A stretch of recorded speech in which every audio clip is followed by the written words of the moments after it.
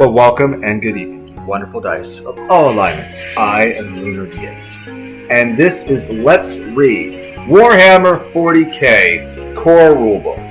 This is the Warhammer 40,000 Core Rulebook. It is 380 pages.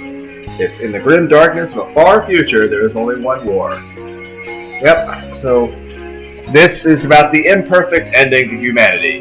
The imperfect apocalypse, or the perfect apocalypse, depending on your view of Warhammer.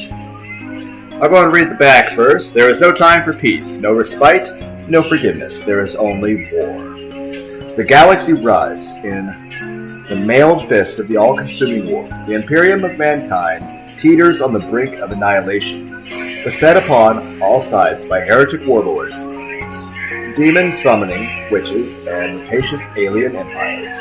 The Great Rift sunders the void, a ragged wound torn through the heart of the Emperor's realm, and bleeding madness and mutation across all. Yet humanity will not give in to despair, for now is the era Indomitus. Mighty war fleets surge out from the Imperial heartlands, led by the indomitable Adeptus Astartes and Adeptus Sororitas, and charged with driving back the darkness that engulfs the galaxy. In every star system, upon every planet, battle rages more fiercely than ever before, as loyalists, heretics, and aliens tear reality itself apart. In their war for dominance, every day the flames raise higher. You can enter this universe of horrors today, if you dare. But remember, this is a more terrible era than ever before. It is an imperfect apocalypse. And there is no peace among the stars, an imperfect ending for mankind. The Warhammer hobby allows you to collect, build, paint, and play within worlds of boundless creativity and imagination.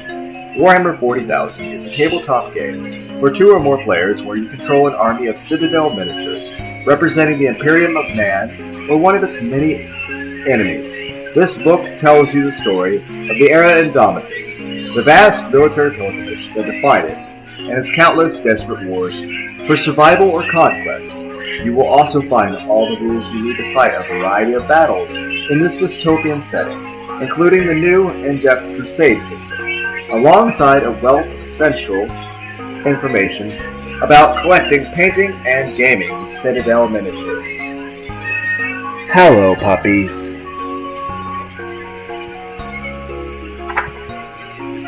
Warhammer 40,000 Indomitus. For more than 100 centuries, the Emperor has sat immobile on the golden throne of Earth. He is a master of mankind. By the might of his inexhaustible armies, a million worlds stand against the dark. Yet he is a rotting carcass, the carrion lord of the Imperium, held in life by marvels from the dark age of technology, and 1,000 souls sacrificed each day so his may continue to burn. To be a man in such times, to be one amongst untold billions, is to live in the cruelest and most bloody regime imaginable. It is to suffer an eternity of carnage and slaughter. It is to have the cries of anguish and sorrow drowned by thirsting laughter of dark gods. This is a dark and terrible era, where you will find little comfort or hope. Forget the power of technology.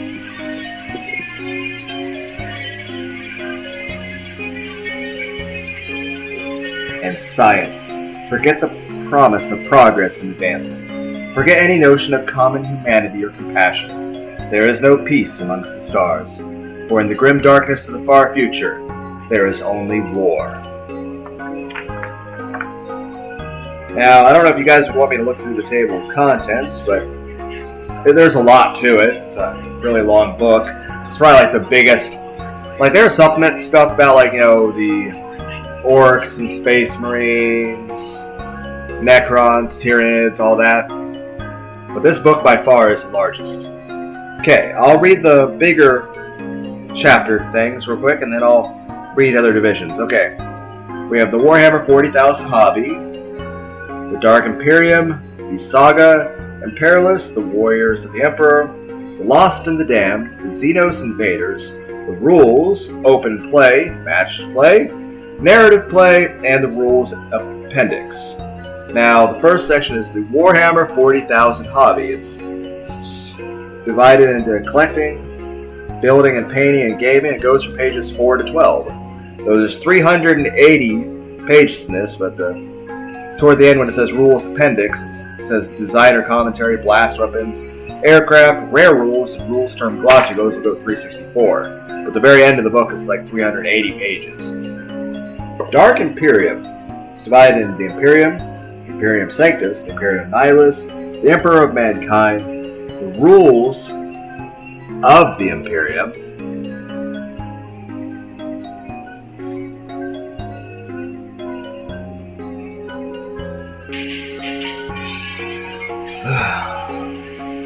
Angels of Death, Warriors of the Faith, the Inquisition, Perils Unknown, the Enemy Within, and the Dark Gods.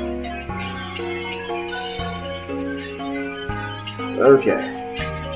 Then we have the Saga Imperialis, which is the Ages of Mankind, Remnants of a Dark Age, Legacy of Strife, Age of Darkness, the Age of the Imperium, Alien Tides, the Horrors of Chaos, the Gathering Storm, the Age of the Dark Imperium, the Indominus Crusade, and the Age of Witches. It goes pages 40 to 72.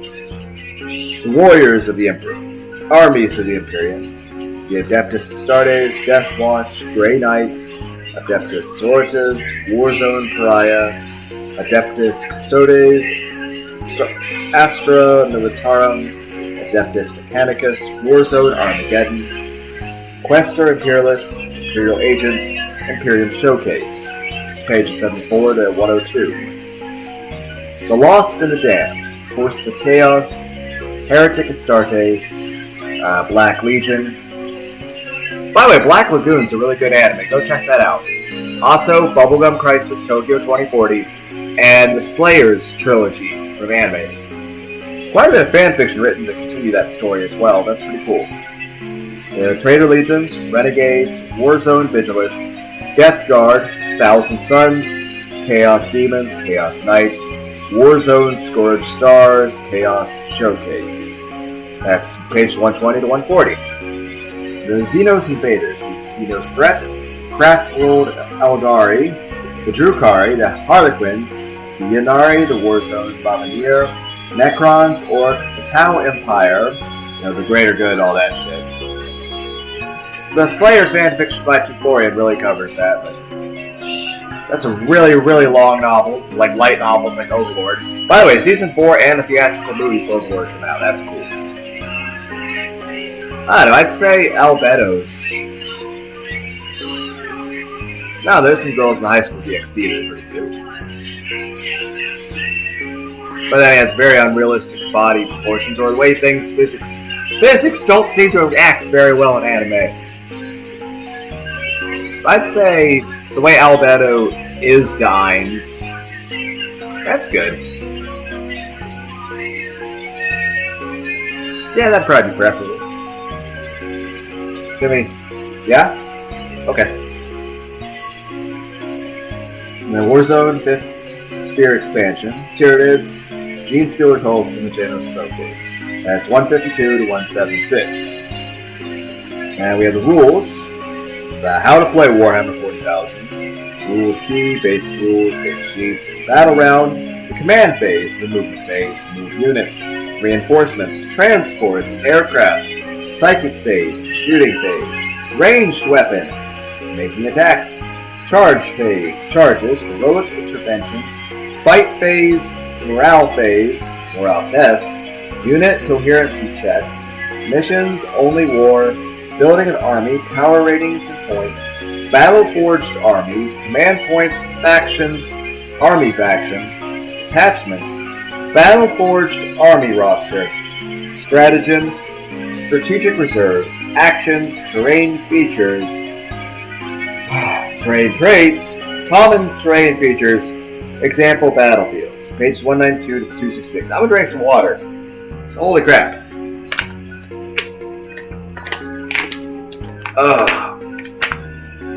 Okay, we have open play, open hostility mission pack, open hostility missions, annihilation, hold at all costs, death or glory. Suggestions for open play missions, 271 to 277. Matched play, Eternal War mission pack, secondary objectives, Eternal War missions, Combat Patrol Incisive Attack, Combat Patrol Outriders, Combat Patrol Encircle.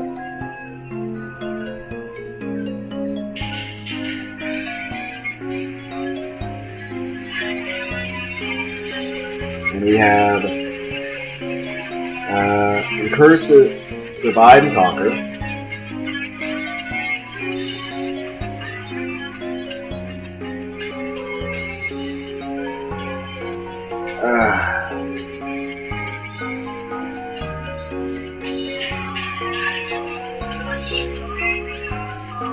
Incursion, Divide and Conquer, Incursion, Crossfire, Incursion, Center Ground, Incursion, Forward Push, Encourage, Ransack, Incursion, Shift in Front, Strike Force, Retrieval Mission, Strike Force, Frontline Warfare, Strike Force, Forward Pillars, Strike Force, Widow Ransack, Strike Force, Scorched Earth, Strike Force, Vital Intelligence, Onslaught, Lines of Battle,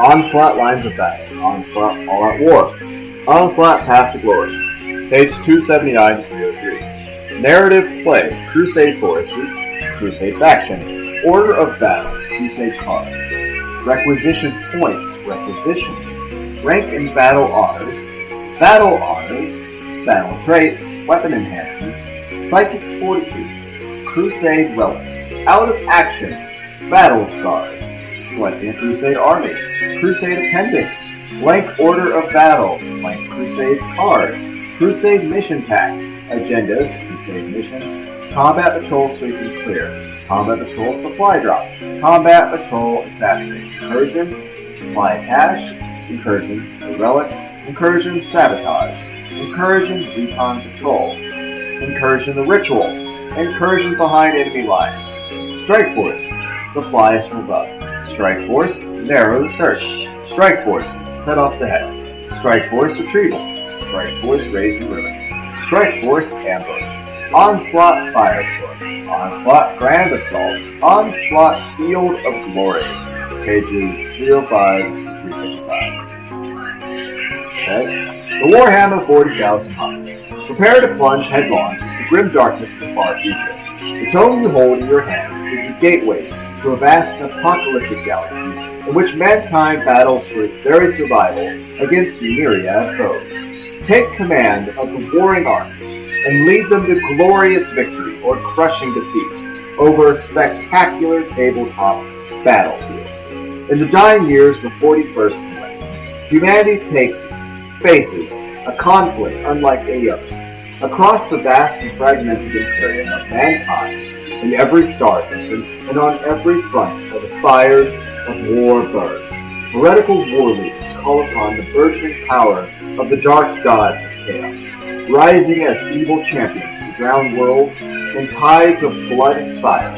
Rapacious alien tyrants lead rampaging hordes of bestial riders to tear down the bastions of humanity. The galaxy shudders in the grip of reality-sundering storms that threaten to tear its space itself asunder. And with every day that passes, the darkness between the stars grows wider and deeper.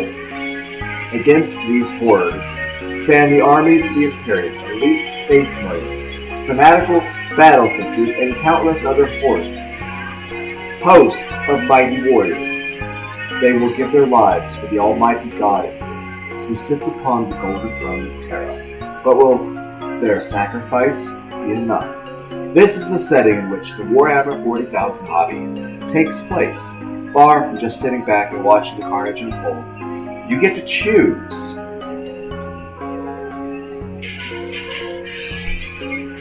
Your faction and take them to battle yourself. Will you fight for the ancient and ruthless Imperium of Man? The maniacal demon worshippers of chaos? Or perhaps one of the many deadly Xenos races who seek to build empires of their own amidst the stars? Whichever you choose, the rich background and incredible range of highly detailed Citadel miniatures serve as an endless source of inspiration for your collecting, building, painting, and gaming. The Warhammer 40,000 hobby actually comprises a variety of exciting elements, and there is no right or wrong way to engage with it. You can dive into whichever part takes your fancy, and combine them into your own completely personal hobby experience. Perhaps for you, the appeal lies in amassing a powerful tabletop gaming army and playing war games against your friends. At home, at a gaming club, or even in thrilling competitive tournaments. Then again, maybe the idea of painting a collection of superhero miniatures to the highest possible standard is what really fires your imagination. Or perhaps for you, Warhammer 40,000 will be a storytelling journey in which you come up with the narrative, background, and names of your tabletop warriors, and watch your crusade army grow and change week by week as you fight out story-driven campaigns with your gaming group. The truth is, your Warhammer 40,000 experience may be all those things, or it may be something entirely of your own invention. Whichever way you choose to get involved, you will find this is a hobby filled with fun, excitement, and satisfaction of creating a miniatures collection that you can be proud of for years to come. So, intone the litanies of army, beseech the blessings of whichever galactic gods you choose to serve, and prepare to storm headlong onto blazing battlefields of the 41st millennium. And we have a picture of mighty heroes, diabolic villains, clash of carnage, towering war engines, and monstrous death machines dueling supremacy, and hordes of courageous infantry, battle-armored butchers, and cruel killers who glory the recurring masters. Now, I would recommend buying this book, everyone. It costs $50, but this $50 I think is a good deal for this book.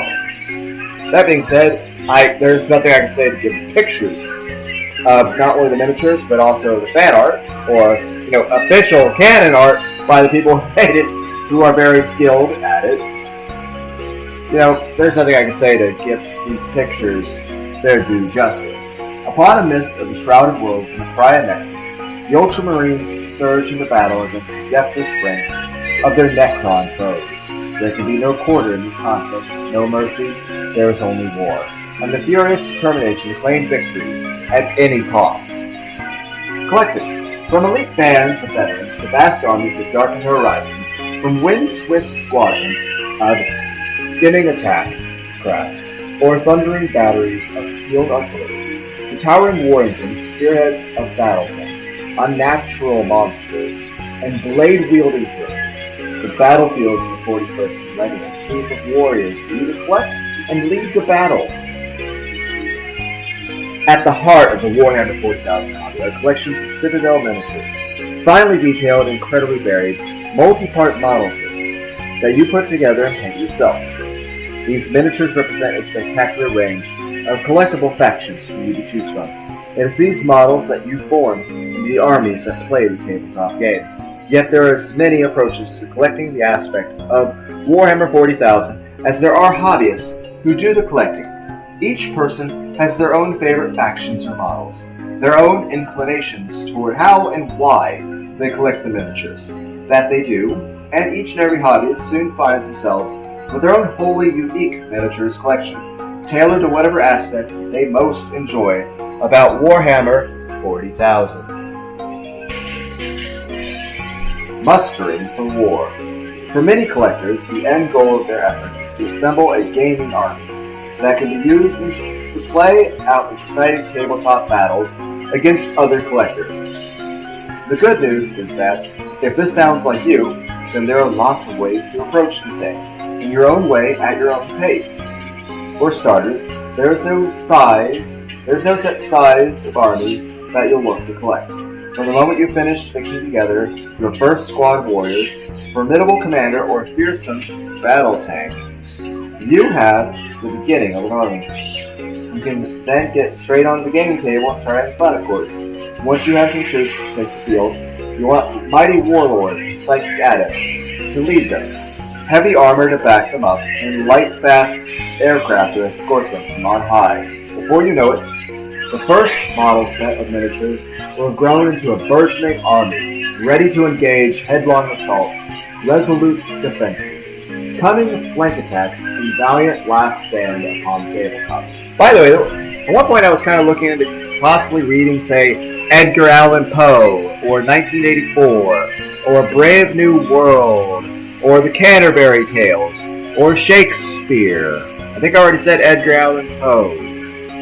Also, there's a book that has Grimm fairy tales, but honestly I'm not sure if I can read it, because even though it's like the old style fairy tales from like 1,000 years ago, every story is actually like there's one of them. It's the blank in the bush.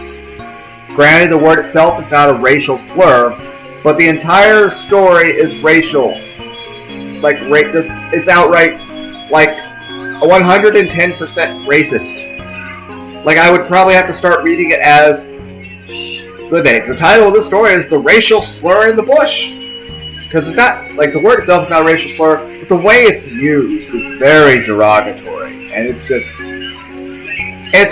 like, every one of these Grimm fairy tales. They took Grimm way too fucking seriously. It's like you have a German fairy tale where the kids go outside and an owl eats their face. There's no moral! There is no moral to the story. It's just people went outside and so owls ate their face. What was the point? What's the point of the story? I mean, there's one story that literally ends, you know, like most of the like happy fairy tales like made in like Disney movies, you know, end with, and they all lived happily ever after. But one of these Grimm fairy tales literally ends with, they were all miserable and then they died. Who? Was Samuel L. Jackson alive 1,000 years ago writing stories? It wouldn't be Mother Huther, it'd be Motherfucker. Like seriously, it's I feel like we need Samuel L. Jackson to narrate this stuff. Holy shit! The amount of cussing that would be needed just to express how fucked up the shit is. Now that being said, I am against censorship in general. Now there are certain things to censorship that I feel are absolute. For example, anything that's violence or mistreating children. Apparently, I do play The Binding of Isaac, but that's different. That's one, strictly video game, and two, it's actually, you know, kind of raising awareness, like, hey, don't be fucking insane, and don't, you know, how can religion be harmful to people? And I'll say this, I believe in God, but I'll say this. I'm not mentally well myself, but at least it's in a severe depression way, and in a way that I don't hurt other people or mistreat other people. Hell, in the real world, I'm the most polite person you ever met, and I try to be super nice and friendly to everybody. On top of that, like, hardly anyone's ever seen me angry, and usually if they do see me angry, it's because I'm defending somebody else, because somebody was mistreating somebody. I mean, hell, there was a couple times where people got upset at me because I went off because I went to a bar, and some people started saying the N-word, and I was not okay with that. Because, I'll say this, in general, I don't like censorship, and I feel like a lot of people get offended over stupid things, but I don't like the N-word. I understand if, you know, black people use the N-word, and of course there are comedians and musicians that use the N-word. I'm like, okay, it's still funny comedy, it's funny music, but you know, I can't sing that song myself now because I don't feel comfortable with that. But it's just, I don't like that. I don't like that word, especially the intention behind it. And the intention is the most important thing. Same way, like, even though I'm Christian, like, I enjoyed South Park. Every episode was offensive. But it was just like, I would watch it with some friends, we would drink some Code Red Mountain Dew, and it was funny. I would still laugh at it. I would still watch more. But, it's just, I don't know. The biggest thing I would say with censorship is, like, there's only, like, you should keep, should only be a few words that we really care about censoring. Like the N-word. Again, though, if you're black, it's your call to use it, but it's still probably better if no one did. But at the same time, it's good that people know that word existed and how, you know, the intention that some people have behind it. And it's kind of like To Kill a Mockingbird. A lot of places decided to ban To Kill a Mockingbird, and I'm like, why? And they're like, well, it makes people uncomfortable. I'm like, that's the point. It's supposed to make you uncomfortable. It's supposed to make you face, you know, that there is this kind of racism that people treat others with. And you're supposed to see that and be disgusted by how people are being treated and how that's being used, so that you can know to not be that way in real life. That you, same way, look at the Holocaust or the way that kind of violence went. It's just a lot of times either people be paranoia or anger or just zealousness will go way too far. Take Mozgus from Berserk, which that's another thing. The author of Berserk recently died, and he was an amazing author. The art was also incredible. So, but he said, like, before he died, that he was only a third through the planned story. But you know what? I'm not against somebody else continuing the story, but either way, I know the author of Hajime no Ippo was actually friends with Kentaro Mayuri. I'm not sure I pronounced it correctly. I think a lot of times I pronounce that Mayuri from Bleach, the way I pronounce it. But I enjoyed the work. But Mozgus actually thinks he's the good guy, but he's a cruel, heartless monster. I don't know what was the topic. Religion? Simply put, I've been to a lot of churches where there's people that are very, very judgmental, hypocritical, assholes, violent, or the first to actually want to start a lynch mob. I'm like, holy shit, what the fuck is wrong with you people? That being said, I believe in God, but I have a lot of, mixed feelings on certain things. But, in general, I don't care what faith somebody is. I care how you treat people. That's what matters most. It doesn't matter what language you speak, or what faith you are, or what country you come from. At the end of the day, if I'm going to judge somebody for anything, it's going to be how they treat other people. Above all, I think it's best to be nice to people. I think it was Nux Taku who put it best. Now, if you're not familiar with Nux Taku, he actually has two channels. One's Nux Taku and there's Nuxnor. But I think it's Nux Taku who put it best. Be wholesome to wholesome people. When it comes right down to it, people, you should try to be nice to everybody. And hell, in general, you should try to be like Olive to everybody to some degree. But at the same time, you can't be so naive. You have to also be able to look at the world from the perspective of Patches to understand the way people are sometimes. I mean, some people don't have your best intentions at heart. Some people hate you. Some people want you to die. Some people want horrible things to happen to you. Now, you shouldn't let that get to you and, get you down. But at the same time, you shouldn't be, ignorant of it to the point that you leave yourself open and get hurt like that. Now, you shouldn't be paranoid of everybody either. So you have to find a balance. But the main point is being overly naive is also bad. But overly paranoid is bad too. And there is a time... And, I think it's Armand or... What's his name? What is his name? I can't remember. It was a early 90s, I think, movie. It was The Odyssey. It was a story of Odysseus. But I can't remember the actor. I think it was something Armand. But he's an amazing actor. But he played the role of Odysseus in The Odyssey. I would strongly recommend you guys go watch, Schindler's List. But I would say my first Star Wars movies was actually Spaceballs. But I've watched all the Star Wars movies. There's always all the amazing what-ifs. Hell, what if at X-Men First Class, what if Charles Xavier didn't try to resist Magneto and he's like, okay, and just they work together. Where's that movie? Where's the movie where instead of resisting Magneto and getting shot in the spine, what if Charles just said, okay, okay, Eric, we'll do that. But I want to make sure that we don't go full insane. Or full insane, just depends. What kind of movie do you guys want to watch? What was the original topic? I'm sorry. I went off on a tangent. Where was I going? I think the main point is this. I think the biggest thing is this. People's intention. I think everyone should try to be nice to each other. But if someone's an asshole to you, well, they're an asshole to you. Don't treat them well. Main thing is this: if you have friends or people, be nice to them. Unless they stop being nice to you, then, well, you shouldn't put yourself in a situation where you're going to get hurt. Especially when it becomes clear that people don't care about you.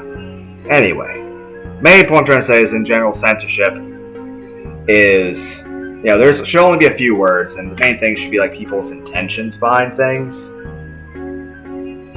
But, like, How to Kill a Mockingbird, the whole point of that is, for people to be aware, especially giving in mind that the world that existed back then was, even though that was less than 100 years ago, was actually very different in terms of, think about it, you didn't even have,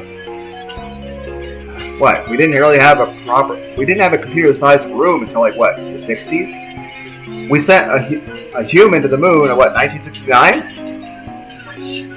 I mean, if you went back to the 80s and told people about the internet the way it is today, hell, if you went back to the 80s and told people about the internet the way it was in 2005, they would have thrown you in a fucking mental asylum and said you were a lunatic.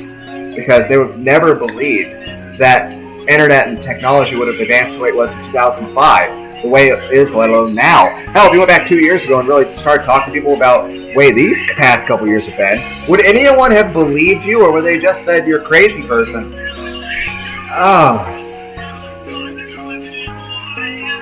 Then again, I mean, less than 100 years ago, if you were, hell, if you tried to, marry a black person, or you were gay, or trans, or any of that stuff, they would actually have lynchings and murder you. And it's just, holy shit. And of course, there's the whole Salem witch trial, but of course, that's kind of why I'm pro-gun, because I feel a gun should always be a tool of self-defense, and of defending others. The purpose of which should be to save lives, to help people. So, I'd say that's the true use of strength and power, is to protect people, to help others. And in general, you should be nice to everybody. It may be kind of nice just to be friends with people and have, be able to be friends with everybody, but also have a lot of very deep, meaningful friendships where loyalty is at the forefront of your mind. But it's just,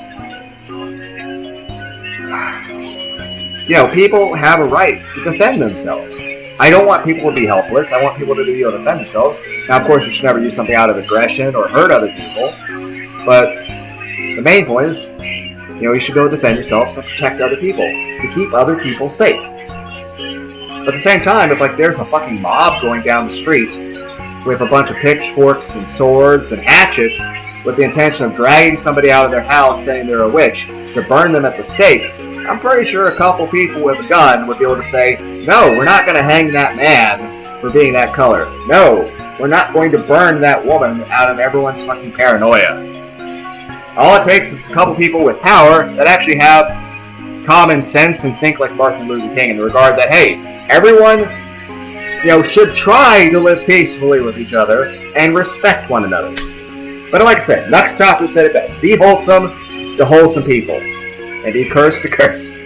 And be unwholesome to unwholesome people. I can't remember the video he did it in. But he put it best. Be wholesome to wholesome people. Main thing is, if somebody's being an asshole to you, and of course don't break any laws, but you shouldn't have to take that shit. The main thing is we should all be able to have discussions about things without getting angry and pissed at the other person for not sharing your point of view. The whole point is we're all supposed to be able to be friends. But what was that point? South Park? Yeah. Main point is I dislike censorship, but there are a few things that there should be censored. Like the N-word. I just don't like the way people are with that. And of course, you can be racist toward any race. It's wrong to treat black people wrong because they're black. It's wrong to treat a Mexican in a certain way because he's Mexican. It's wrong to treat an Asian person in a certain way because he's Asian. Same way it's wrong to be, racist against a white person for being white. It shouldn't matter what color you are or what country you come from or how you sound. Whether you're white, You shouldn't treat a black person badly. You shouldn't treat a white person badly. You shouldn't treat... How many races could I actually list? By the way, would you guys like if catgirls existed? I feel like that's a long conversation there, guys. Hopefully would that make racism better or worse? Like, would people be more racist or less racist if there were more races? Then again, if we were all just one race that looked the same, I'm sure we would find something to hate each other over. And it's not like humanity's really changed, it's just there's that emotional state in all of us for irrational paranoia and anger. It's just, how far does it fucking go? Some rabbit holes you should fucking plunge deep to, balls deep. And other rabbit holes, well, other rabbit holes are not Lara Croft.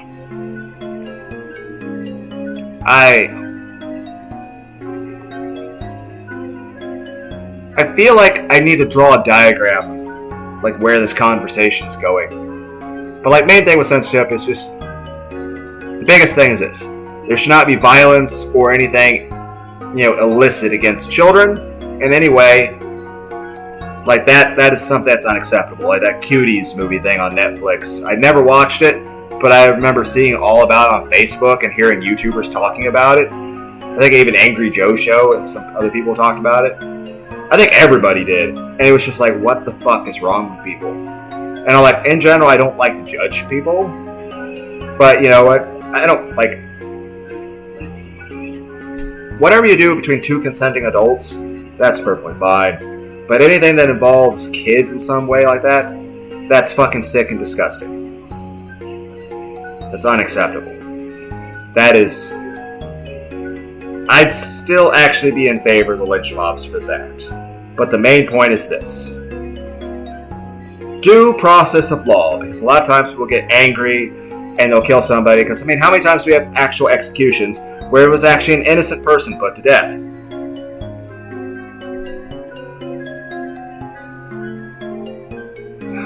I don't know. What was the point of this? What am I recording? Main point I'm saying is, in general, I don't like censorship, like restricting freedom of speech in the regard that you can't talk because, oh no, this person started talking about... Okay, now I gotta think of a scenario.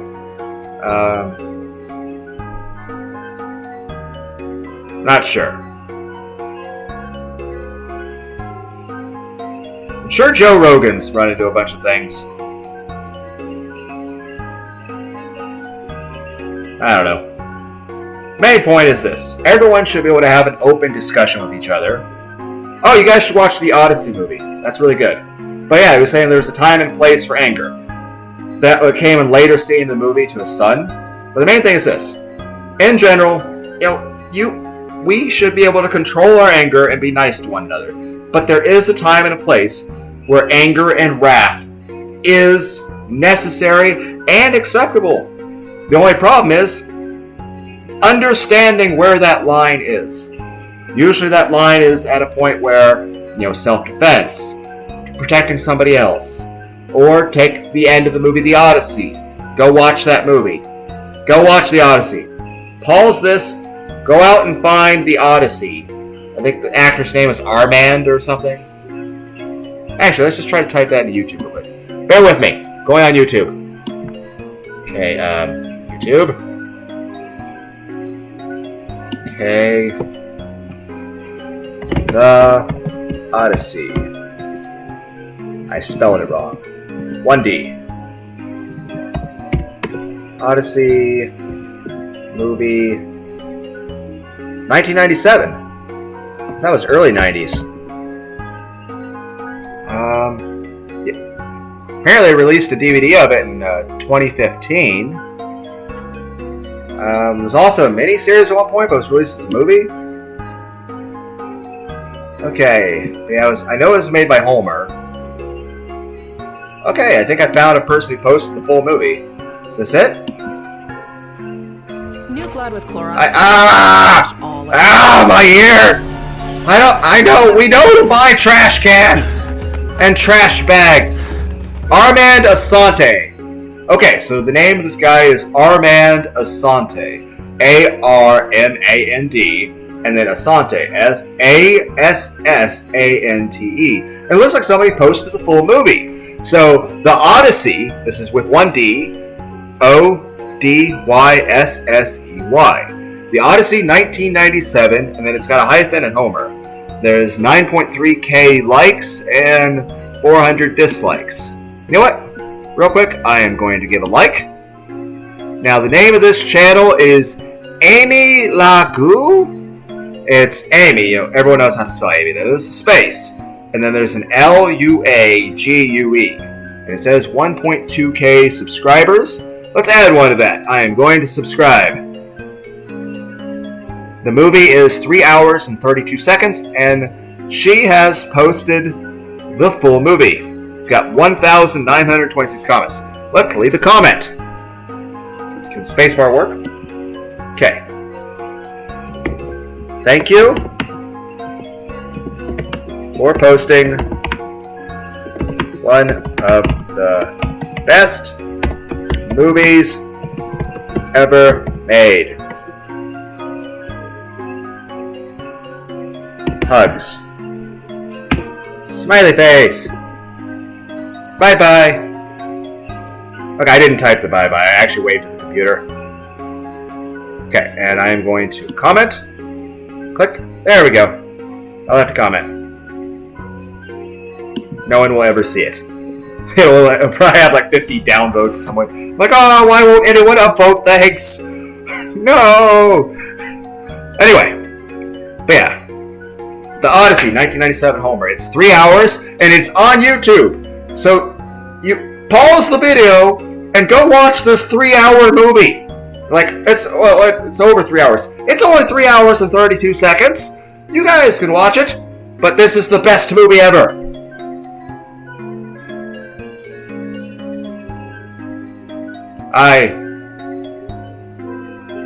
Why are we on YouTube? Obviously, it's to show the Odyssey. But why did we start this part of the conversation? I think we were talking about Gangnam Style with Psy from the Korean pop guy. Either that, or was I talking about System of a Down? I do that sometimes, so that's believable. Okay, I got my Dungeons and Dragons book over there. It's closed. The dice for Isaac's over there.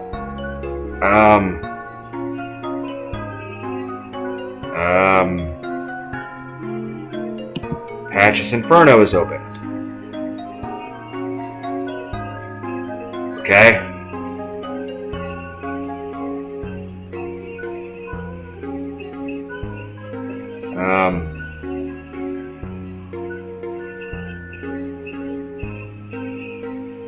Oh!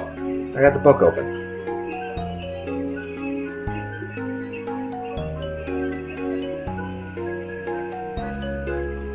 Right, I said I was going to actually read some Warhammer with, this. This is the whole Imperfect Apocalypse and the Warhammer 40,000 the Apocalypse for the future. I was reading about collecting. Not sure if I finished this page or not. If you guys want me to reread the section on the collecting miniatures, just let me know. But let's... Okay, this goes on for a couple pages. It goes on for quite a bit of pages. Now they're showing stuff about explaining building and painting. Now stuff about the gaming, wargaming. Why do you... Alright, okay. Now we have people standing around a table and... Okay, cool. It goes on for quite a few pages. I'm just gonna skip that for now. Maybe that's why I wandered off, because maybe that was just... I don't know.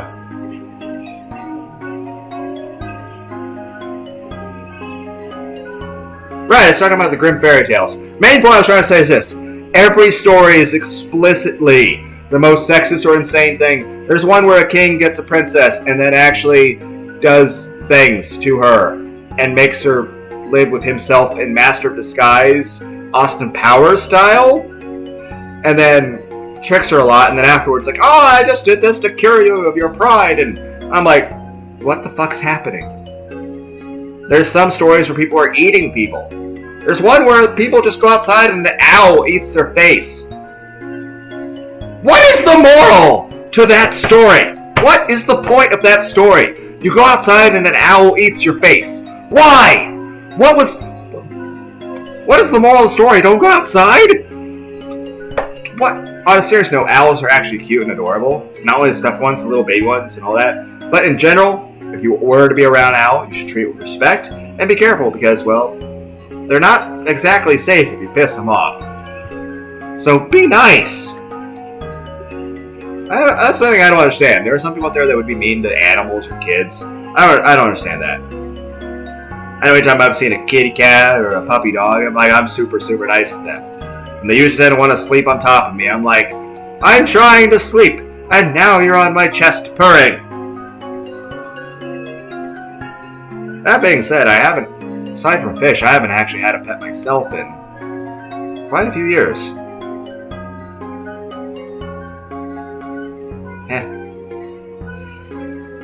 Main thing is this. How could you be mean to a puppy dog? How could you do that? How could you do... Then again, I don't really understand how people can hurt other people. Granted, I have a bit of a macabre fascination of it, since thinking about that stuff and reading stuff like that since my earliest memories. Yeah, since my earliest memories.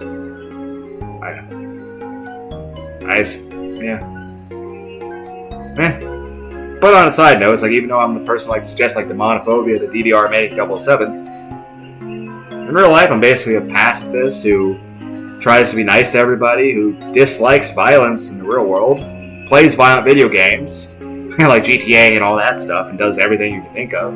But in general, most polite, nice person you ever met, and I would never want to hurt anyone. In general, the only times I've ever had to hurt people was, in self-defense, where like there's 5 people in a fucking alley beating the shit out of me for half an hour. I'm like, yeah, well, now I'm gonna get a baseball bat. Now I'm gonna get my head stomped on. Now I'm gonna get punched a few hundred times. Now I'm gonna get my head put into that fucking brick wall. And that hurts, especially when you get knocked onto fucking pavement and they get your head stomped on. That hurts. It took a couple months for that bruising to go away. I'm just saying, there are some times where you have to hurt other people, but it's mostly when they're trying to murder you in a back alley or something. So, that's... Or, if you have to protect somebody else. You see somebody else getting hurt, you should protect them. We are holding a Warhammer book. Try to focus on the Warhammer book.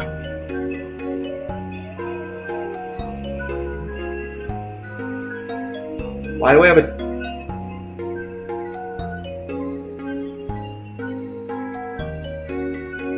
But I have a water bottle here. Let's drink some.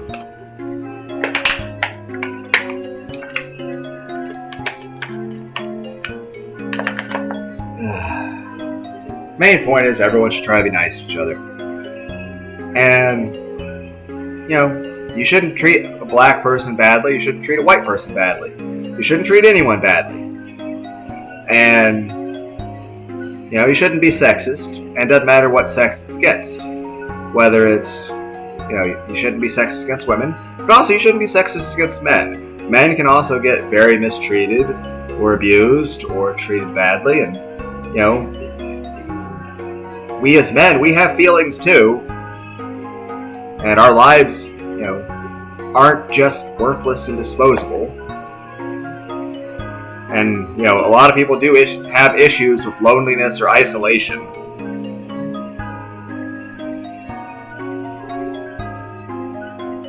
So,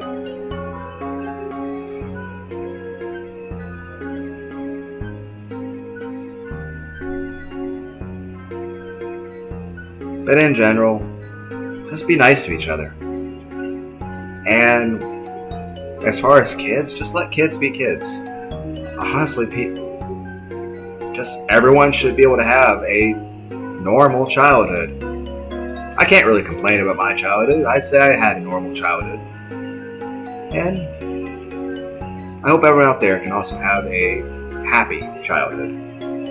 And that you'll be able to just grow up, doing your math work and playing outside and playing some video games like Pokemon and some Dragon Ball Z Budokai and Super Mario and Spyro and Sonic the Hedgehog, God of War, Dragon Quest, Final Fantasy, games intended for kids. Just have a normal childhood. Then again, any of you here should not be a child. Every video I make, I post is not safe for kids. Because I don't want anyone under the age of 18 watching or listening to any of these videos. Because a lot of these video games, like in my real life, I don't cuss. I don't really cuss at all. I'm the most polite person anyone's ever met. But in these games, I can just talk without a filter, and I can just cuss and cuss and cuss without having to hold myself back. I can just be myself without any worries that, hey, guess what? You started this apparently trying to read a Warhammer book, and now you are 51 minutes in, and you've read like 2.5 pages. What have we been talking about? I don't think... At least I can keep myself from going off tangents too bad in public, because I understand how that can look odd to people. But the main point being is, I can do these videos and I don't have to worry about restricting myself and forcing myself to talk a certain way. Because doing that in the real world around other people, I can do it, it's just...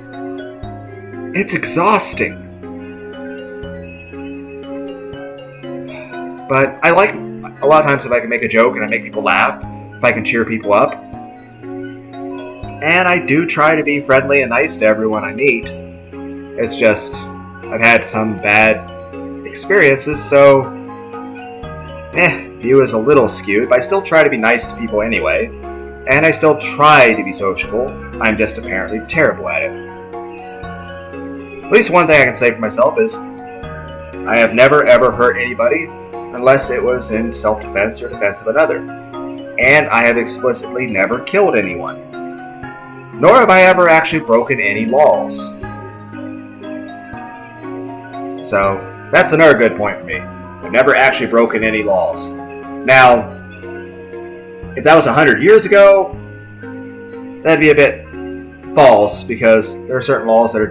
For example, while I'm not gay, I do find Futanari attractive. And I do find the real-world counterpart to that attractive, whether it be any way you can refer to it. That being said, it would only be, be passable. Because at the end of the day, I'm still attracted to women, I just don't care if there's more. But at the end of the day, somebody who is feminine and looks. But I would still... What? I don't know why we're talking about this. Main thing I'm trying to say is, even that feeling, if I had existed 100 years ago, I would have probably been beaten, had my throat slit, and hung. I would have been outright murdered, just for having that viewpoint. And that's a much dialed down viewpoint compared to others. But I think in general people shouldn't even have to worry or think about any of that stuff until they're older, because that's stuff that has no place for a society that we should just... And like I said, everyone should be able to live their own lives, as long as you're not hurting anybody. So, I don't know if I'd... I do eat a lot of hamburger, technically a lot of things, but I'm not about to ever become a vegan, just because I enjoy the taste of it too much, and also just... I'm going to have a bowl of hamburger meat over there. And I put pineapples in it, apparently. Good for me! Well, that'll be an interesting taste. I need to stop losing track of what I'm talking about.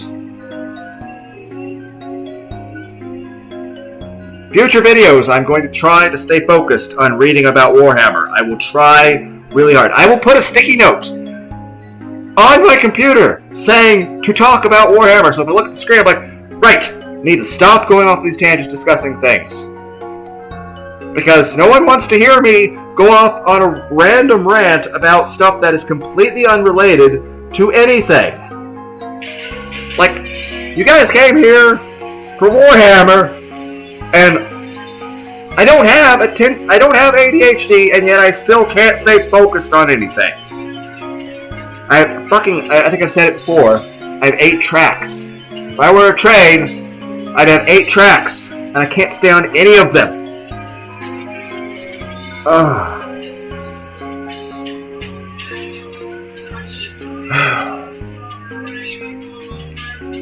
Main thing I'm trying to say is this. Be nice to everybody. But if somebody's an asshole to you, then, well, don't be nice to them. But, like I said, don't hurt people. Above all, like, hell, there was one game I started to play, I think it was the Wonderful World game. Eventually I got to a video where they had something terrible happen, and I was like, no. I deleted that video, and I was like, okay, I'm going to make a recording of an earlier segment before that save, or I think it was the title screen, and I was like, fuck this game. I'm not playing anymore. This is fucking bullshit. That's unacceptable. Even in the video game format, this should not, it shouldn't even exist. It shouldn't exist. And there shouldn't be anyone out there that would ever even do that fucking shit. It's fucking gross and disgusting. And I wouldn't be above killing you if you were a bastard who did that kind of shit. That's fucking sick and it's disgusting.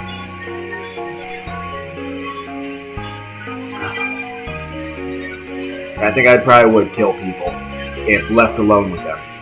If they did that kind of shit to somebody, especially somebody like that. That's horrible and it's disgusting and it's sickening.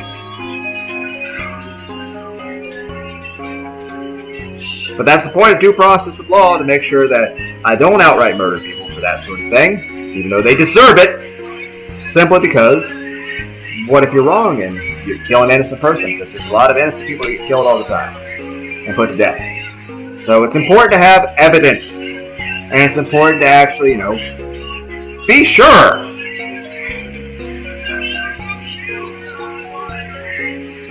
But, I don't know. I don't know what we're talking about.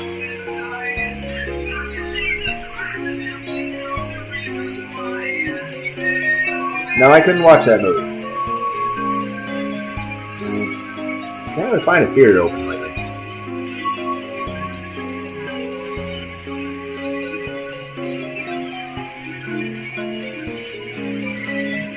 I haven't played my guitar in a while. We'll try drawing again for that matter.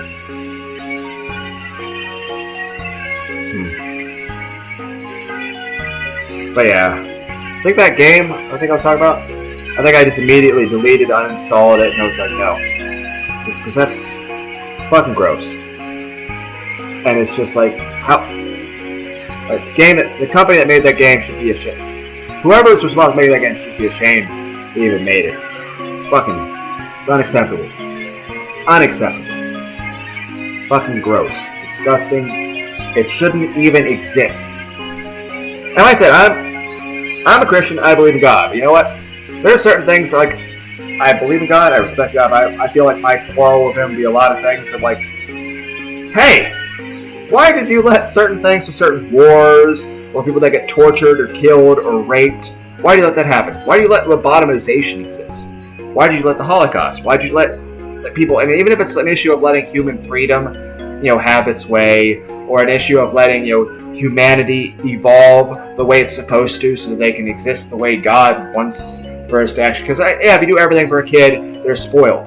But there's a difference between spoiling humanity and making it where we didn't have to work at all and you gave us everything in the world and we didn't have to lift a finger. There's a difference between that and, at least stepping in enough that, we aren't nuking each other. We aren't, murdering and raping each other. Or, like the whole lynchings of black people in the South. Granted, it's happened every part of the world. But, that shouldn't have happened. Then again, there were lynchings of Irish people. There were lynchings of Italian people. There was lynchings of every race. What it comes right down to is this. No one should be treated badly because they're black. Same regard, no one should be treated badly because they're white. No one should be treated badly because they're a woman. No one should be treated badly because they're a man. And hell, it seems like there's a lot of places out there. I think there's a channel, Roma Army, that goes really well into this. That just, this woman talks about how, there's a lot of times where you're seeing there's public situations where men are being abused. Or treated badly, or things that would just be, that if a man did, they'd be completely in prison. Or just, the way people talk to each other is just, it's just, that's a double standard. And no one should be treated that way. No one should be treated that way. Everyone should be nice to everybody. The only thing that should matter, when it comes to judging somebody, is how do you treat other people. So that's, at least in my real life, I try to be as wholesome to everyone I meet. Unless they try to stab me in the eyeball, or do bad things to me, or throw a baseball at my face, or throw a drink out of a car window at me, try to stab me, or spit on me, or throw urine at me, or throw shit at me, or knock me down a flight of stairs, or smack my head into a radiator, or lockers. Okay, I got bullied a lot in school. But that's life. It's normal. That happens.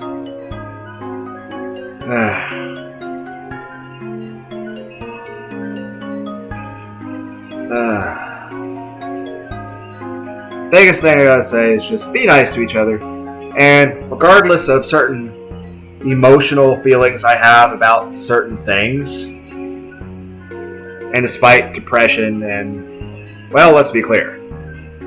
In my isolation and loneliness, I think I've started talking and arguing with myself a bit, but I think that's normal and understandable given the amount of isolation I've been putting myself through, mainly due to the COVID stuff lately. And even though I still go to work, and I do a really good job of pretending that I'm super happy and being very polite to everybody and being very just optimistic and the hardest worker people have met, and just be really nice to everyone and try to be patient with everything. Despite we're all ready to fucking snap a lot of times the way that our job works. Or a lot of times my knees or my back or my shoulder hurt so bad. I've considered getting that VR and extra Steam. But one, that's kind of expensive. But hell, with all the damn overtime I constantly work, I could actually afford it and not be hurting, which is insane. Because I remember at one point where I lived in a cabin in the woods way back in the past where I had to melt snow in a frying pan to flush a toilet. I had a fucking wood-burning stove and it was a cold-ass fucking year. But what was I...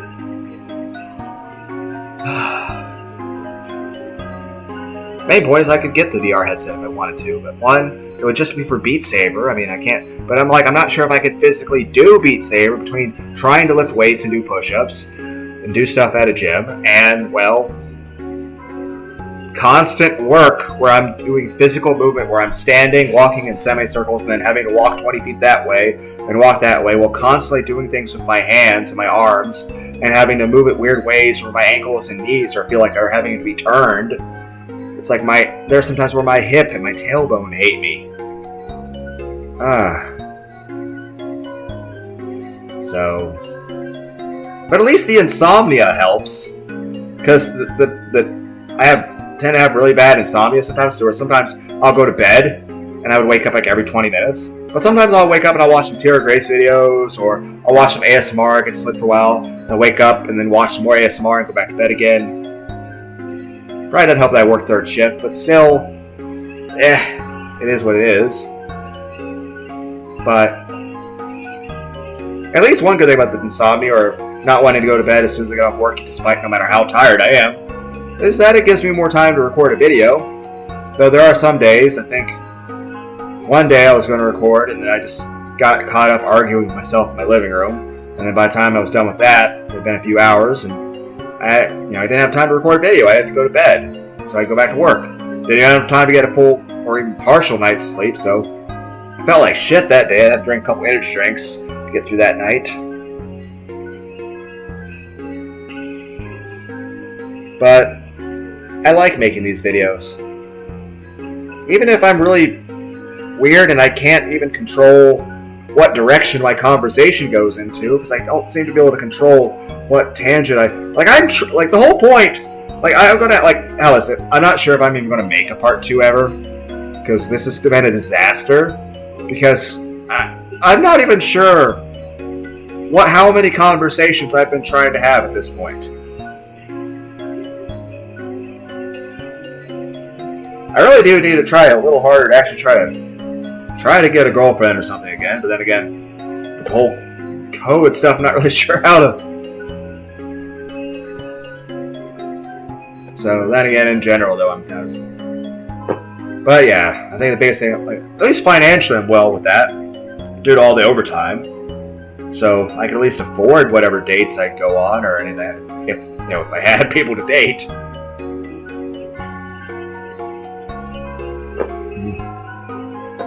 I might have to actually look into online dating. Yeah.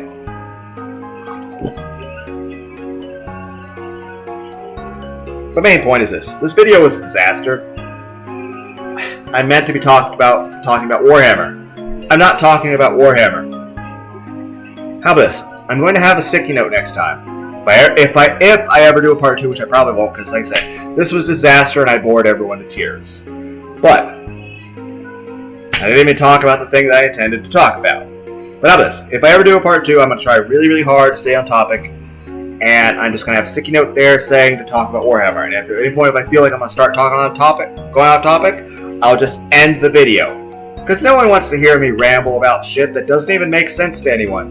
Because I would say, and I'm not calling the viewer stupid, I'm just saying, how on earth could you follow anything I was saying? I can't even follow what I'm saying. I feel like it's the level layout for Kid Chameleon. To where, there's it's not just go to the flag at each level. No, there's teleporters that jump back and forth to different parts of the, there is no chronological order. I wouldn't expect any viewer to follow anything just because everything I say, I can't stay with one topic for more than a second lately. I can do better when I'm talking to an actual human being, but that's because I can follow more so their cues as far as what they're talking about, so I stay glued to that. So I can adapt really well to whoever I'm around. Hell, whether it's someone who is more ratchet, if you will, or if it's somebody that's more posh and stern. I can adapt to... Now, granted, sometimes it's a little more uncomfortable and taxing, but I can adapt to the people I'm around, and I can usually, especially if I'm in a group at a bar, I can usually get some people to laugh, and there's a few times I make some friends where they were cracking up laughing for a while, so I like being able to cheer people up. But I try to be sociable. And I try to hide any signs of depression or any relationship I've ever been in. Even when I was married, I didn't tell that person about, constant thoughts of depression or, suicidal thoughts. Because you don't tell people that. I mean, granted, if anyone out there is feeling that way, you should probably talk to a doctor and, always get help, Don't do that stuff. I've never tried to self-delete myself, but, you guys shouldn't either.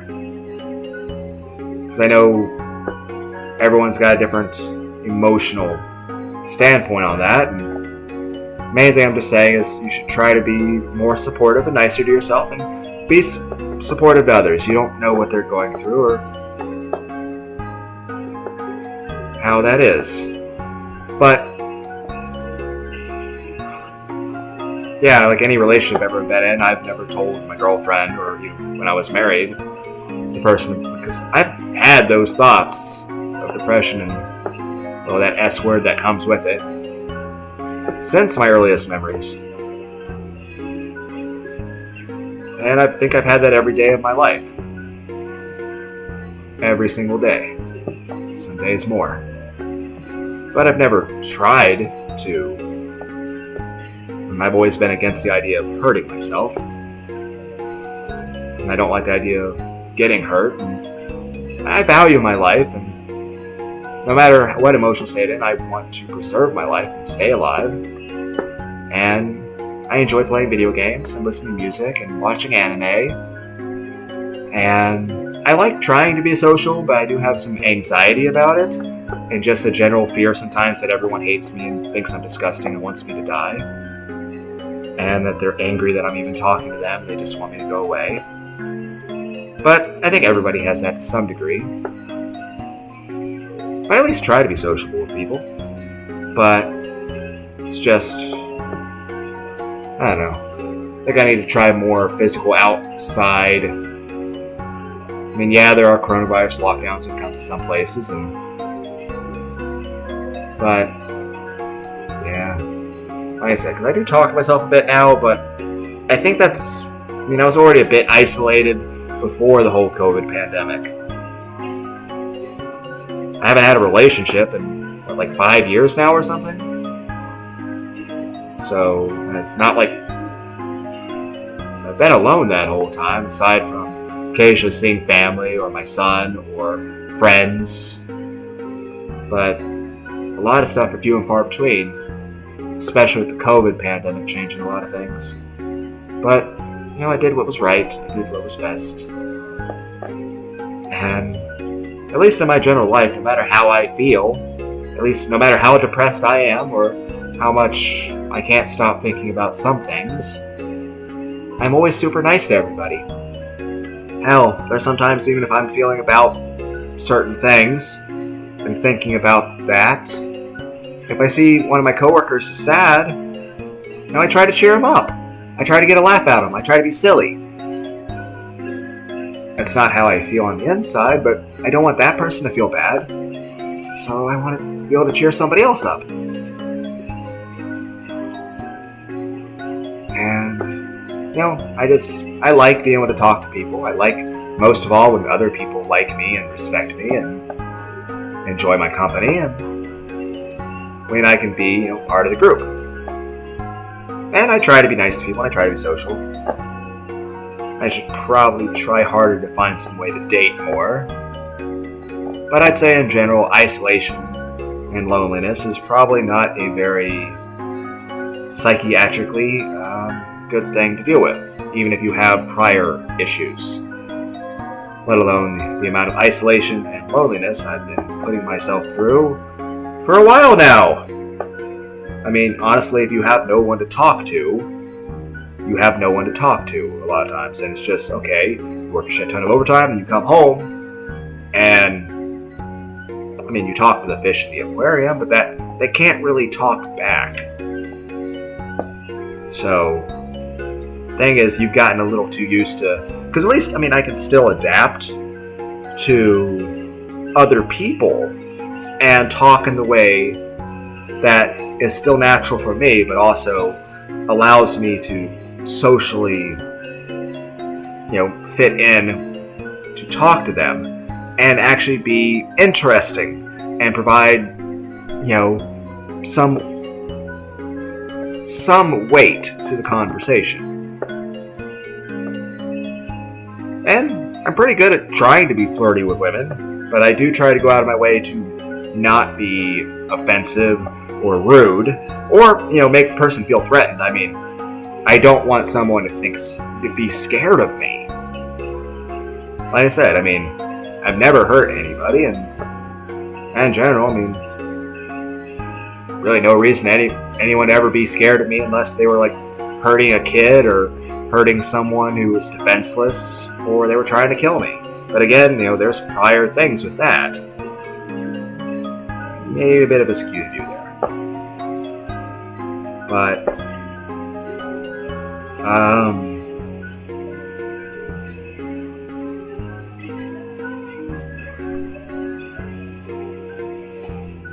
what was...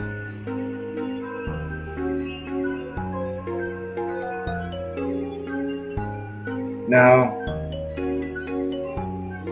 But just, yeah. That's just when you have no people, you tend to just become an echo chamber. Like, everything I say is just, like, I mean, there's times where I've stood in front of a mirror and actually had a conversation with myself, with my other, my reflection.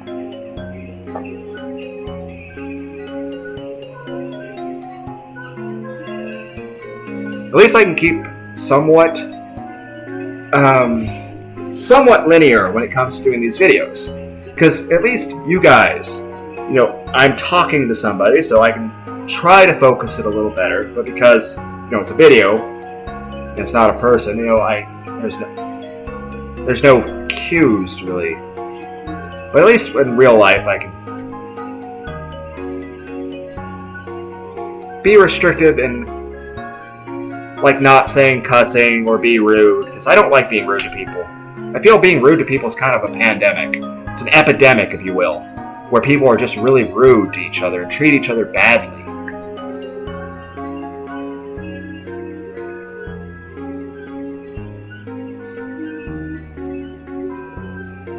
And I'd say also any kind of relationship, of course. Like if you meet a cute girl, both people should be really respectful to each other. Both people should be really nice to each other.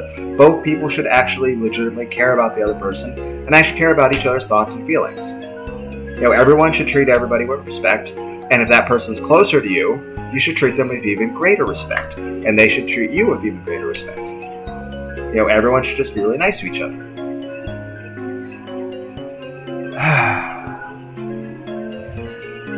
But yeah, I will put a sticky note on my computer if I ever do a part 2 to this. And I will try really hard to focus on Warhammer. And at any point if I start to go on a tangent, I'll just end the video right there. Okay? But let's try to read some Warhammer. At least a little bit. So, we'll read... How about this? If you guys want me to go back for the part about the collectrons and all those items and everything, and I like them... You guys actually want me to go back to the whole stuff about painting miniatures? So if you guys want me to go back to the stuff on painting miniatures and collectibles, let me know, I'll do that. But otherwise, I'll probably just continue on with the stuff about the actual contents of the game and not the representations. Anyway, the Dark Imperium. Want to see the galaxy? Do you, troopers? See what you've been missing? You'll have your eyes open soon enough, and then you'll wish to the throne you hadn't. The galaxy is death. It is war and fire, faith, blood, and pain. You've missed only hardship and suffering in the service of mankind. But fear not. We'll make martyrs of you yet. Colonel Iron Hand Straken. Okay, this page's got a double part to it. Well, that's neat. Look at this, guys. We have a solar system map with a lot of artistic flair, and a galaxy map that seems to be drawn up in the same fashion as a World War II battle plan map. Neat. And they probably drew inspiration from it. The Imperium. Untold millennia have passed since humanity took their first tentative steps into the dark void of space. Stellar empires have risen in glory and fallen in ruin, but always mankind has endured. Now it faces its most desperate war for survival against an endless onslaught of horrors, bent upon absolute destruction of the human race. Mankind is beset, the shadow of damnation spreads across the stars. The waning years, the 41st millennium, are an age of constant war, in which history, reason, and hope are ground to dust beneath the inexorable weight of the passing years. Enlightenment is replaced by superstition, understanding by reverence, rote and uncomprehending prayer. All that remains is war. For all this, the Imperium is the single largest and most powerful empire. In the entirety of human history, 1,000,000 worlds are said to be labored beneath the Imperium's yoke, and at their heart lies Holy Terra, and the divine God Emperor, interred forever within his golden throne. This vast domain is envisioned by its rulers as a solid, unified whole, its star systems divided into segments and sectors, its populace united by bounds of species and by the overarching imperial faith. The High Lords of Terra Ecclesiasteries and the Adeptus Administratum issues edicts of rule in the Emperor's name. Countless mighty armies and potent battle fleets answer their call. So is the dominion of humanity wrought upon the heavens themselves. So works the Emperor's divine will. The reality is rather different. The Imperium, I'm getting kind of hungry, I want that hamburger. The Imperium is in constant flux. Worlds vanishing amidst howling warp storms or annihilated by invading terrorists, even as new territories are claimed by rogue traders and exploratory fleets. Imperial crusades surge across the stars, driving back their enemies or vanishing in the bloody maelstrom of war. The Imperium is best pictured as many thousands of tiny cannons, scattered far and wide through a dark and hungry void. Some burn bright or burst into vibrant light, even as others flicker, waver, or are snuffed out. Each imperial world is the fiefdom of its planetary government, permitted to rule however they see fit as long as their tithes continue to be delivered on time. Many are despots, tyrants, or inbred incompetents. Even the worthy rulers find themselves separated from the rest of the human world by distances measured in light years, forever beset by invaders from within and without. In such conditions, even the most equitable of rulers must become an oppressor if they hope to keep their people alive. Interstellar travel and system-to-system communication in the Imperium are entirely dependent upon the strange dimension of boundless energy known as the warp. Yet, though mankind has exploited the energies of the warp to spread across the stars, it is far from the hellish realm that the greatest threats to the Imperium have emerged. Malevolent entities flow from within its dark currents, to drive loyal souls to heresy and madness, or to manifest as monstrous beasts that ravage the worlds of real space. Everywhere the warp touches, insanity and boundless mutation follow, and the twisted worship rituals of the dark gods of chaos are rarely far behind. Nor are these the only threats faced by mankind. Countless alien species teem through the darkness between the stars.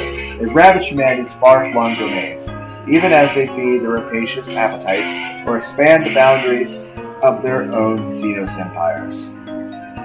Still, the warriors of the Imperium continue to fight on beyond all rational hope of victory. There is not a war for honor.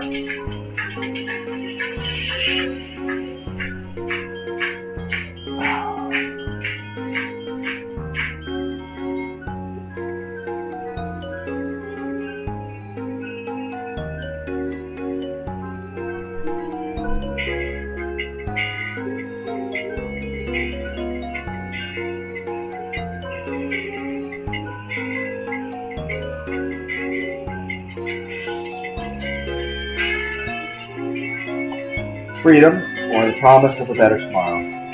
It is a battle for survival. A tooth-and-nail fight to see the next day, defiant scream of the hungry void that humanity will never ever live in. There is no room for hope in this nightmarish future. No time for compassion or mercy.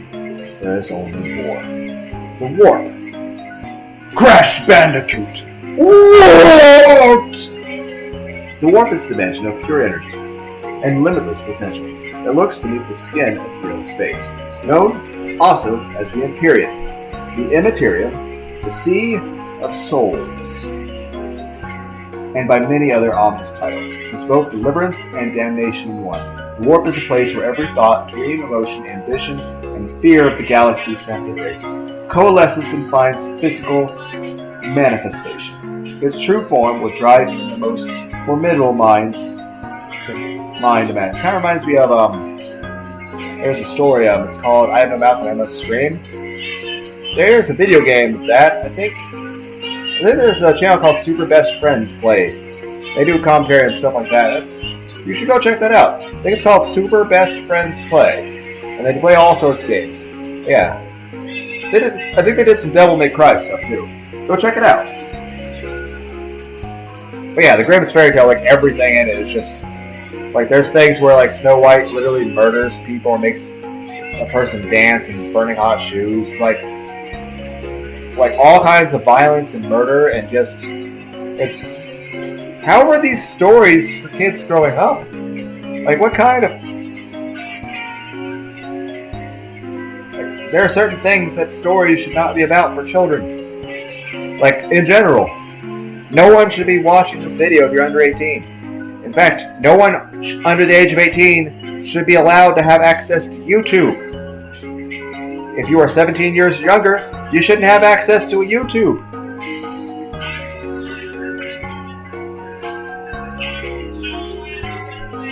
Pure and simple.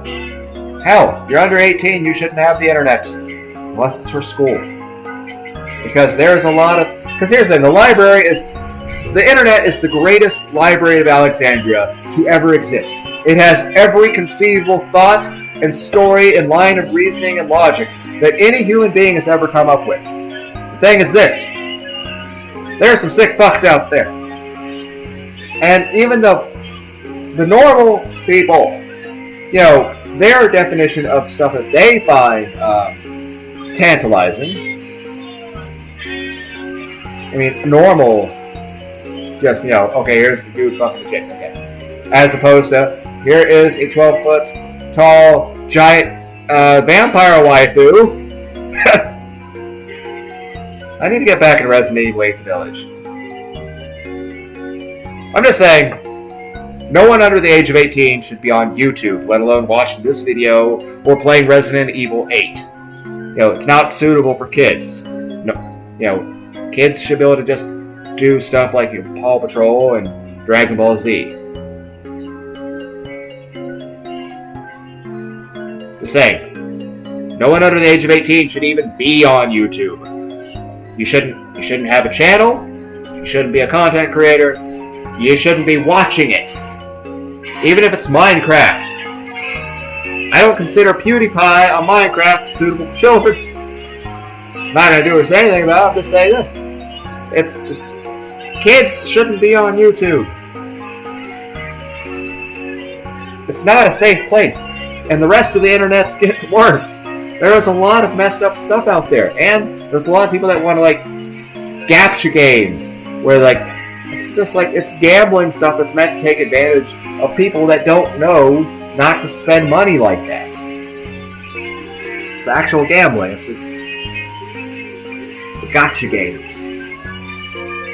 Oh, you guys should watch Lost Paws. And some Nuts Taku. Pretty cool guys. Very funny. Oh, and 8-Bit Theater, Nuclear Power, it's with a K. There's webcomic, but also there's 8-Bit Theater, Dungeons and Dragons. Check that out on YouTube, and also Foamy the Squirrel, Hammers and Floodlights. Okay, we need to get back on topic or I will end the video. Where were we reading over here? Nope, that you were earlier on. There. Thus it is most often envisioned as an endless ocean of roiling power whose kaleidoscopic currents are ever in motion.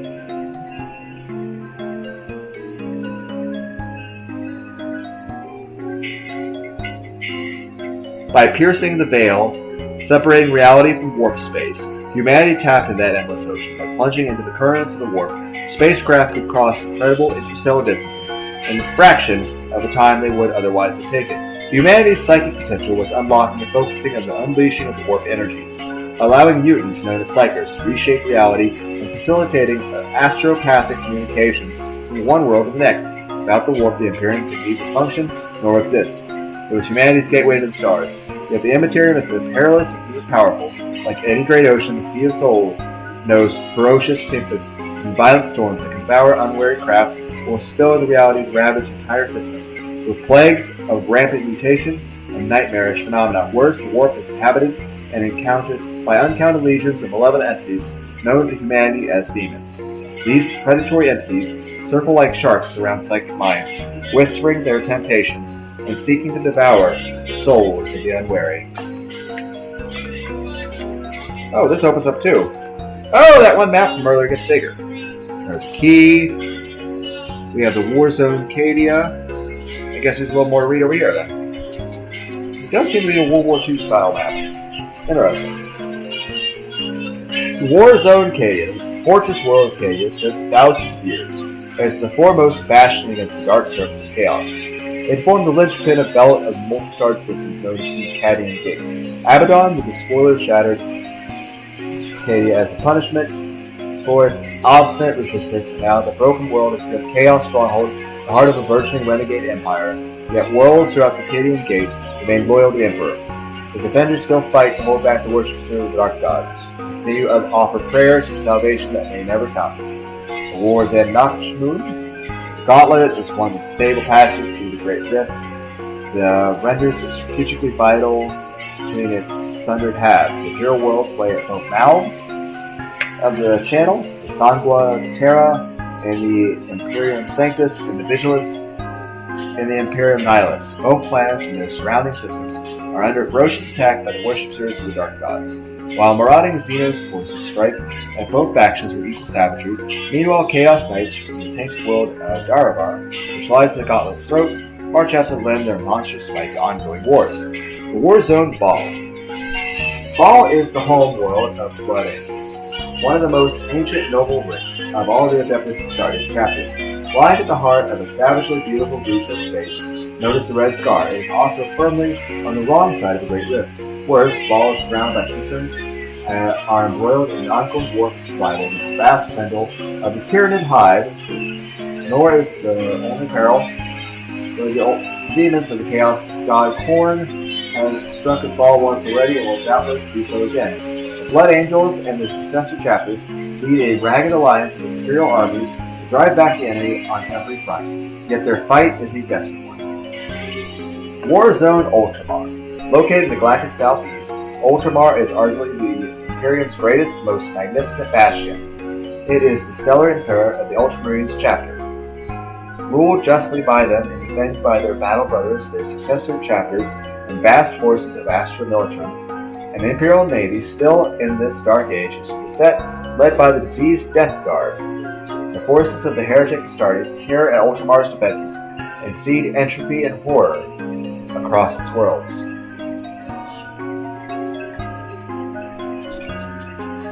Orc warbands crash like bloody waves against its borders, pushing deeper into Imperial space every day, while the Tyranid menace haunts Ultramar's eastern borders, stretching the armies ever further. Warzone Pariah. Once prosperous and productive, the area of space now known as Warzone Pariah was reduced to haunted decay by the eldritch artifice of the Necrons. Imperial forces responding to the region's sudden silence found planet after planet where cities and malefactorums lay abandoned as nature reclaimed them. Necron war engines and foolish android warriors stalked through Earth, unleashing terrible weapons upon the shocked Imperial armies who fought back with a mixture of fury and horror. Conflict rages through the region still, fought beneath an oppressive shroud of anti-psychic energies that threatens with every passing moment to steal the very souls of the Emperor's warriors.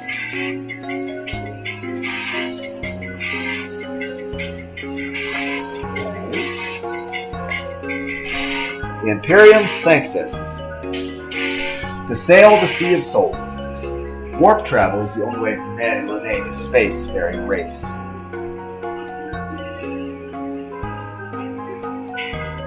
Yet, it is no simple matter. Even a single warp jump involves perils beyond imagination. A long voyage across the Imperium may require dozens of such jumps. Each to pierce the veil requires warp drives, dark marvels with arcane legionary, to tear back the skin of reality and allow a ship to plunge into the Imperium or to claw its way back out. Once immersed in the warp, a ship is reliant upon its Geller field to keep it safe. Strange machinery should steep in supernatural as in science. These devices enfold the ship in a localized bubble of reality. A vessel in the warp burns at the boot of the predatory entities of that terrible realm. The souls of its passengers are irresistible to all of it. Should a ship's Geller field flicker out fail, and the craft will surely drown in the tide of nightmares. The souls of all on board forfeit. Even should a spacecraft avoid these perils, it will only rely on to reach its destination through the efforts of its navigator. Strange mutants whose third eye can read the tides and currents of warp. These beings guide human vessels through the Imperium, praying to always emerge again alive, sane and untainted. The Imperium Sanctus. Though certain that the opening of the Great Rift was the work of foul heretics, few in the Imperium know the truth or how why this catastrophic chain of warp storms erupted across the galaxy. It is clear only that the Imperium is split apart, torn in two by a royal belt of malevolent empiric energies that has left the Emperor's realm divided as never before. The vast galactic region known as the Imperium Sanctus is the half of humanity's realm that fared better in the wake of the Great Rift Over. Of course, in this time of nightmares, better is a comparative term, consisting of the segmentums Pacificus, Tempest, and Festus and Solar, and parts of both the Obscurus and Ultima. The Imperium Sanctus has Holy Terra at its heart. From here flows Sight the Light of the Astronomicon, a magnificent golden beacon that shines through the madness of warp space as they act as a guide for spaceships navigating the perilous realm. The Astronomicon's light is generated upon Terra by a vast choir of cycles that then focus and beam forth the Emperor himself. Hundreds of psychers die in agony each day as the effort burns out their minds. Such monstrous attrition is seen as a small price to pay to provide the galactic guide by which humanity can navigate the galaxy. It is thanks to lights the Astronomicon that, despite the opening of the Great Rift, whipped warp space to hellish frenzy, left countless imperial worlds to set. The Imperial Sanctus continues to function. Throughout the immense region of the galaxy, imperial worlds of every sort raise tides of military power and vital resources, sending them forth to bolster the armies of the Astral Return and feed the never-ending hunger of humanity's stellar empire. Space Marine strike forces surge from one war zone to the next, battling the deadliest threats to the Emperor's realm, while vast Imperial Navy battles engage in blistering void wars against the invasion of swarms of every sort. Crusades of battle systems bear the word of the Ecclesiastery into the fiery heart of battle, purging heretics against the Imperial faith whenever they are found. Countless Imperial agents work for the Emperor's will, overtly or secretly. Throughout the Imperium Sanctus, while upon Mars and her countless subsidiary forged worlds, the tech priests of the Adeptus Mechanicus hoard the arcane secrets of the Omnissiah. They use dimly understood lore to fashion the technologies and weapons humanity's armies require to battle their foes. This is not to say that the Imperium Sanctus is a well-oiled machine. Only an astropathic communication can bridge that vast distance between the Imperial worlds, passing from one strange warp-sensitive mind to another. Through the treacherous dimension of the Imperium, this process of psychic messaging is heavy with symbolism, vagary, and inaccuracy. Worse still, it is still the very monolithic bureaucracy in which the Imperium Sanctus is governed, mindless and uncaring, glacially slow. The machineries of administration grind all in the dust. Millennia of historical learning are lost amidst duty catacombs, dusty, sealed away behind barriers of the rigid century. Response times to crisis can be often measured in years, decades even centuries. This vast bureaucratic machine the fates of entire worlds barely register, while individual lives mean less than nothing. The living beings of the Imperium are but grist or its ever-turning mill, a resource no different to the Promethean that fuels its engines.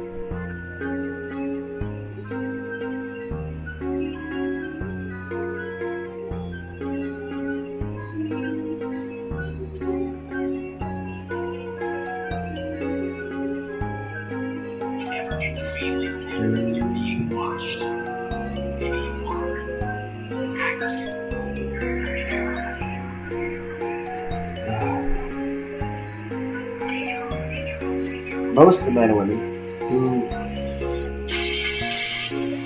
the iron, the adamantite, the armors, the warriors the war engines and the protein gruel that feeds its army in the field. Most of the men and women who populate this sprawling empire are born, live their lives of toil and fear, and eventually die from hardship, malnutrition, exhaustion, or some barely remarked upon industrial accident without ever having seen an alien, a heretic, nor even a warrior in humanity's armies. Crushed down by the oppressive dictatorial rule of the imperial law, comforted in whatever desperate fashion by the imperial faith, every one of them has served their part in mankind's galactic war, just as does a bullet fired from a gun or a blade driven into the enemy's guts. Surely only those who take to the stars to war or conquer in the Emperor's name stand any chance of seeing more of existence than this, and even then, much of what they witness is invariably worth it.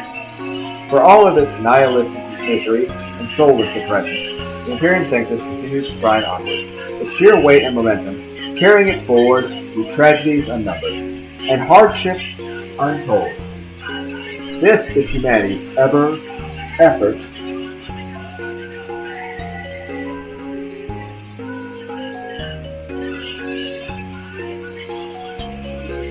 all the while praying to the Emperor that one day this nightmare will finally end. The Imperium Nihilus. Why does the texture for this page feel different? Vast tracts of imperial space lie beyond the roiling warp storms that make up the Great Rift, cut off from all but most Terminae, line the Astronomicon's life, and beset upon all sides the legions of nightmarish foes. The worlds of the Imperium Nihilus must look their own survival by whatever horrific means necessary. The region of space known as the Imperium Nihilus is cut off from Terra's light by the warp storms of the Great Rift. Not only is the light of the Astronomicon obscured by these raging tempests, but there are also only two comparatively stable channels through which Imperial fleets are able to cross the storm front. Even those shuddering gauntlets are haunted by empiric phantasms, and piratical wolf packs, but they are the least safer of the narrow passages that open sporadically between the storms, bolts and swoop shut on jaws. Those brave enough or desperate enough to dare to cross it. Thus, severed from the rest of the Emperor's realm, each world in the Imperium Nihilus must stand alone amidst the darkness. Many fell during the first nightmarish days of the Noctis Eterna, and the shockwaves of psychic upheaval lashed the galaxy in the wake of the rift's opening. Planets and their populations were annihilated or twisted beyond recognition as warp storms engulfed them. Hordes of demons spilled from rents in the fabric of reality to butcher and torment all before them. Heretical cults arose, prophesying the end of all things, not already there, and flipping formerly loyal citizens in murderous frenzy. Rampant mutations ran rife, abominations were spawned from the darkest nightmares of men's minds. Entire populations turned on one another in self-destructive storms of violence and cannibalism. Other imperial worlds held out. Fortresses rallied their garrisons, readied their weapons, and drove back attacks from within and without. Hardy formed defense militias, vanishing into the wilds and fighting guerrilla wars against alien invaders. Industrial worlds drafted every man, woman, and child to churn out endless streams of material, hurling wave of constricted soldiery into the teeth of the terrorists from beyond the stars.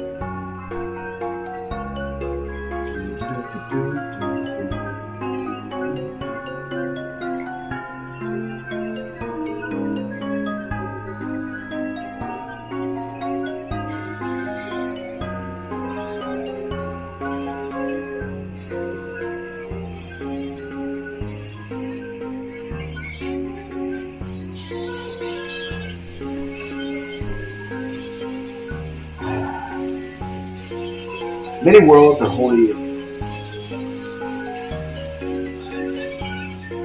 Even still, for many worlds, death might have been kind of fate. The immaterial royals in turn rendering warp travel catastrophically perilous, forced to wrestle with spiteful empiric tides, wildly erratic destination flux, and dramatic temporal distortion. Imperial ships can risk only the shortest warp jumps, meaning that not only is travel through the Imperial Nihilus terrifyingly dangerous, but also must proceed at a virtual crawl.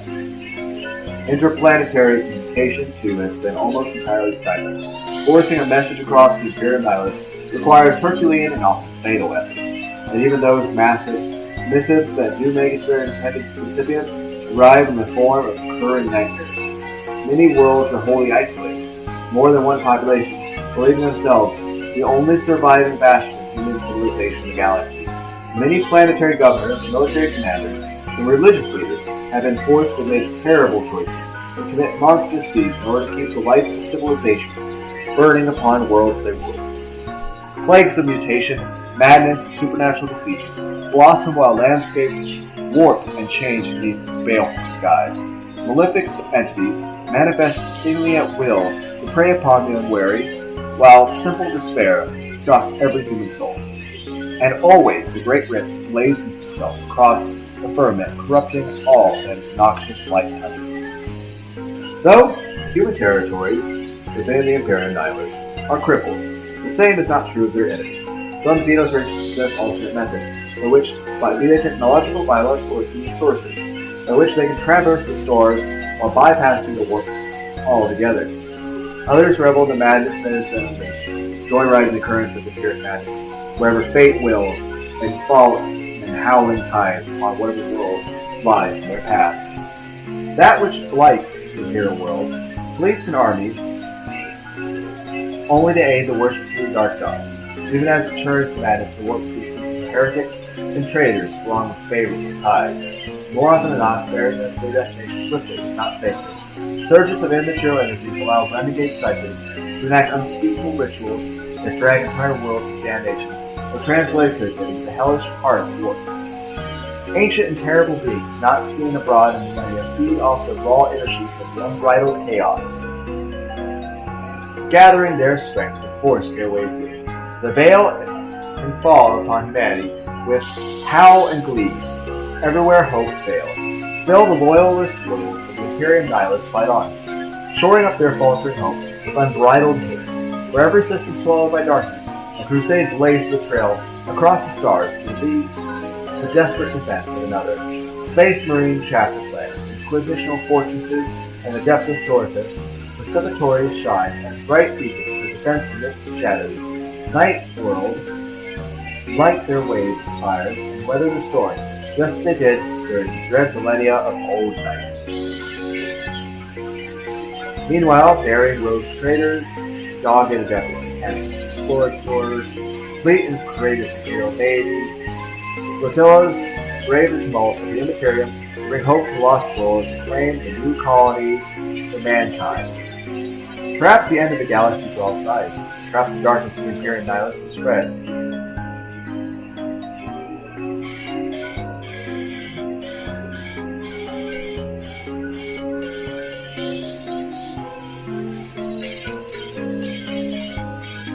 Shines bright beacons for defense. Fire is loving the storm. Endeavors. However, while faith continues to burn, strong defenders, the Imperium will not give in. The Great Rift. The destruction of Cadia and its ancient pylons, sundering of the craftworld Fieldtops, the breaking of the amethal demon cage, Magnus, vengeance on Fenris.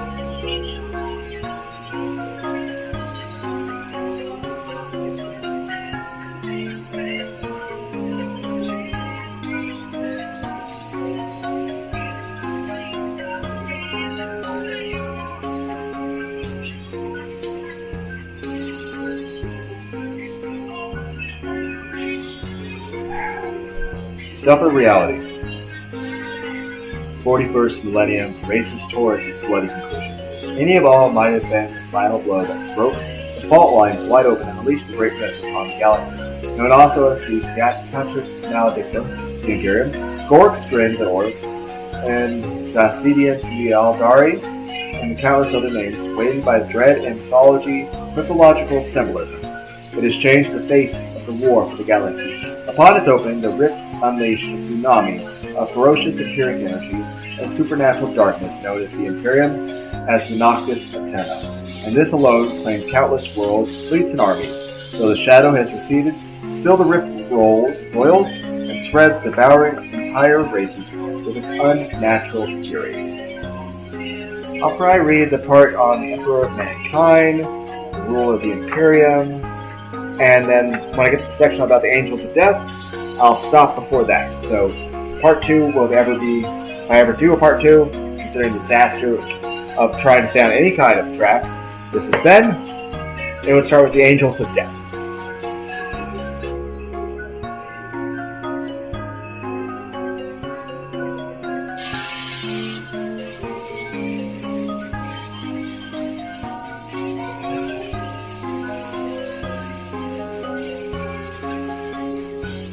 The Emperor of Mankind.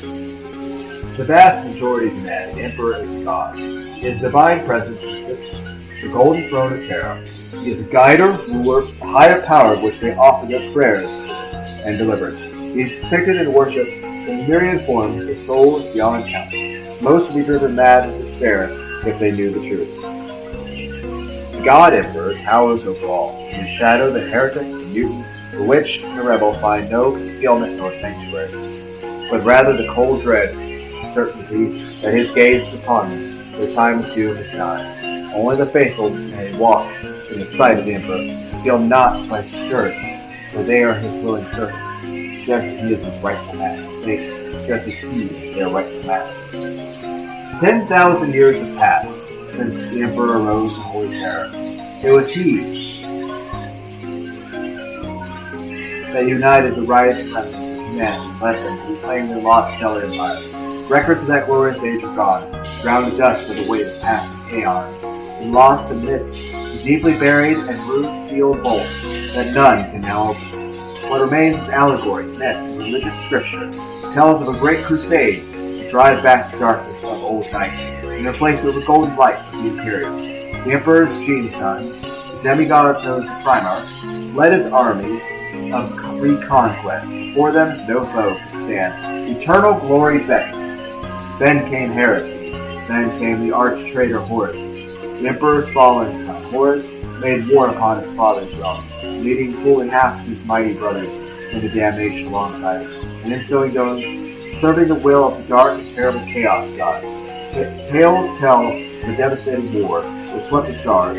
World after world burned as the Imperium tore itself in maddened fury, and the angels of the Emperor battled the demons of chaos in possession of humanity's soul. At the last arch-traitor fell by the Emperor's hand, but not before he had crushed and wrecked the sire's body with his wicked talents.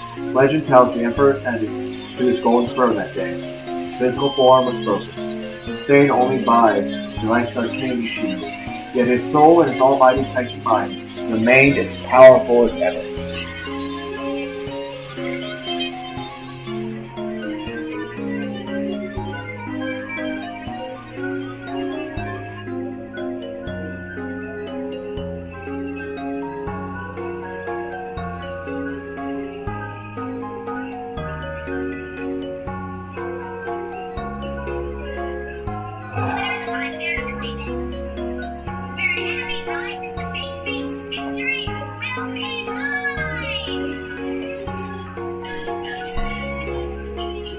So began the Emperor's endless vigil of the human race. Though he could no longer walk around with his blazing sword to lead his armies to battle, still the Emperor shepherded and protected his people. Enshrined in countless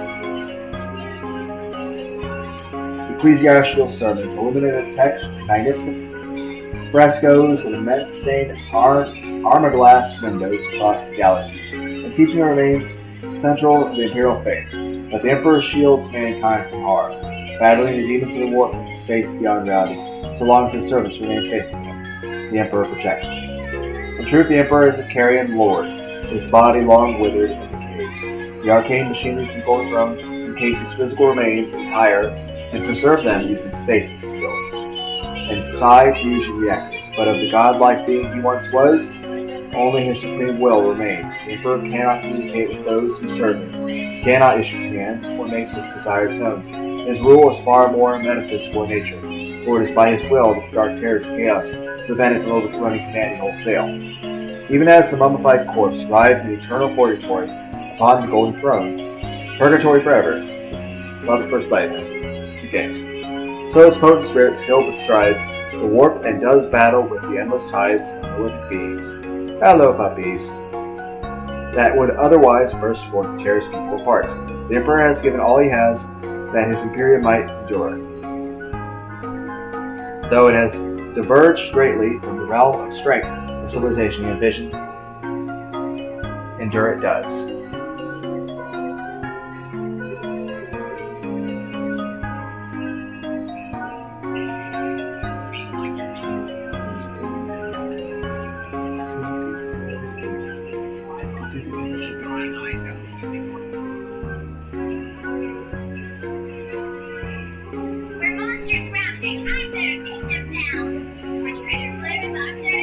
The Emperor's throne is arguably the most heavily defended location in the entire Imperium. And scouts at the very heart of the Imperial Palace of Terra is watched over by the golden armored giants of deathless bestows. Magnificent warriors,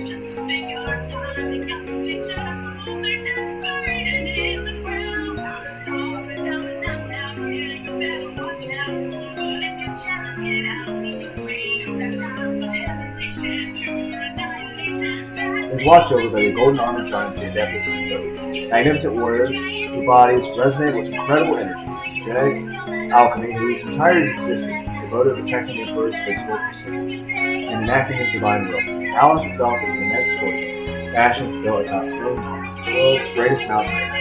It is fortifications,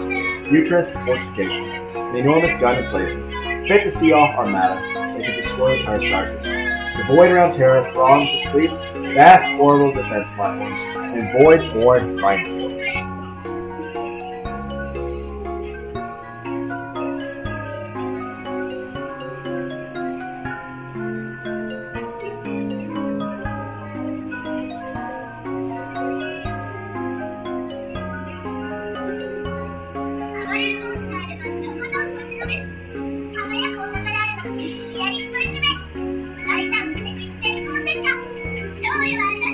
Solar system, hopes of breaking through Terra. Worse still,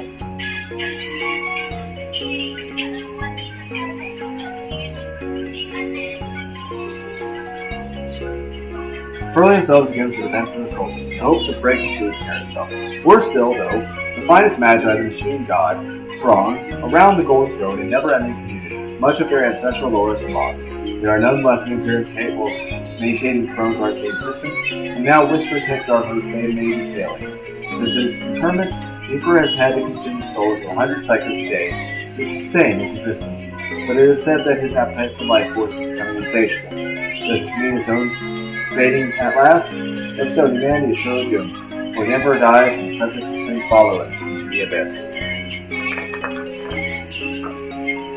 The rule of the Imperium. With the Emperor an inscrutable, beatific presence, the rule of this immense realm falls to high lords of Terra, known also as the Senatorium Imperialis. This conclave of supreme autocrats issued edicts in the Emperor's name, striving to maintain control of an ever more dystopian Imperium with its all-consuming labyrinthine bureaucracy and its fractally complex war zones.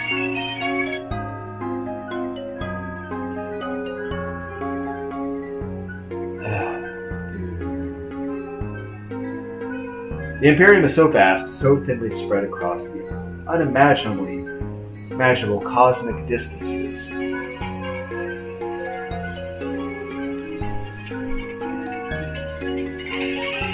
that by its very nature defies centralized rule. It can take months, sometimes years, for a reported distress call or a cry for help to carry across the unfurling gulfs of Terra. Often, the deployment of a response takes even longer, thanks to no small part to the fickle and anarchic nature of warp travel. In practice, great swaths of the Imperium, especially the more remote or hard-to-reach systems, must look to their own governors and soldiers for their protection.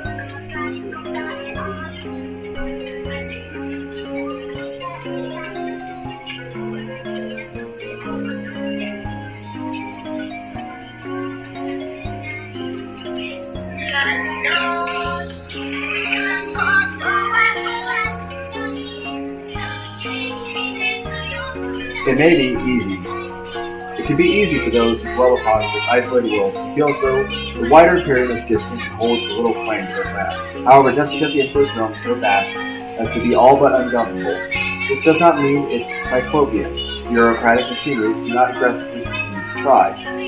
It is foolish government who considers themselves beyond the emperor's gaze. Should a world dare diverge from the rigid status quo, it will be brutally repressed, punished, and beaten back into line. Such measures are vital to the survival of the Imperium, for the Emperor's realm is beset on all sides.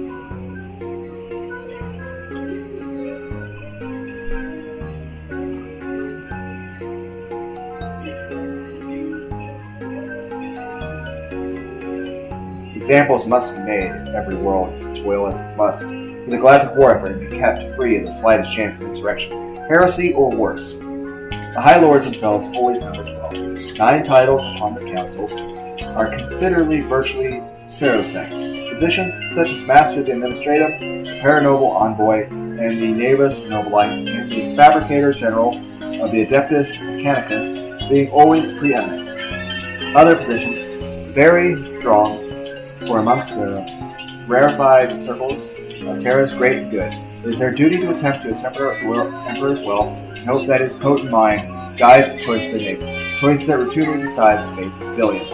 Beneath the angels of the High Lord lies the Adeptus Terra's, the colossal bureaucratic engine of imperial governance that is itself broken down into myriad organizations. The largest of these is the Adeptus Administratum, which is comprised of many thousands of subdivisions. To its vast military wing, the Department of Military falls the duty of marshalling, supplying, and employing the immense might of the Imperium's war machine. It is a task of the wider ministry, meanwhile to organize the administer, tithe, and archive the Imperium. A task so Sisyphean that their administration backlog is centuries in arrears.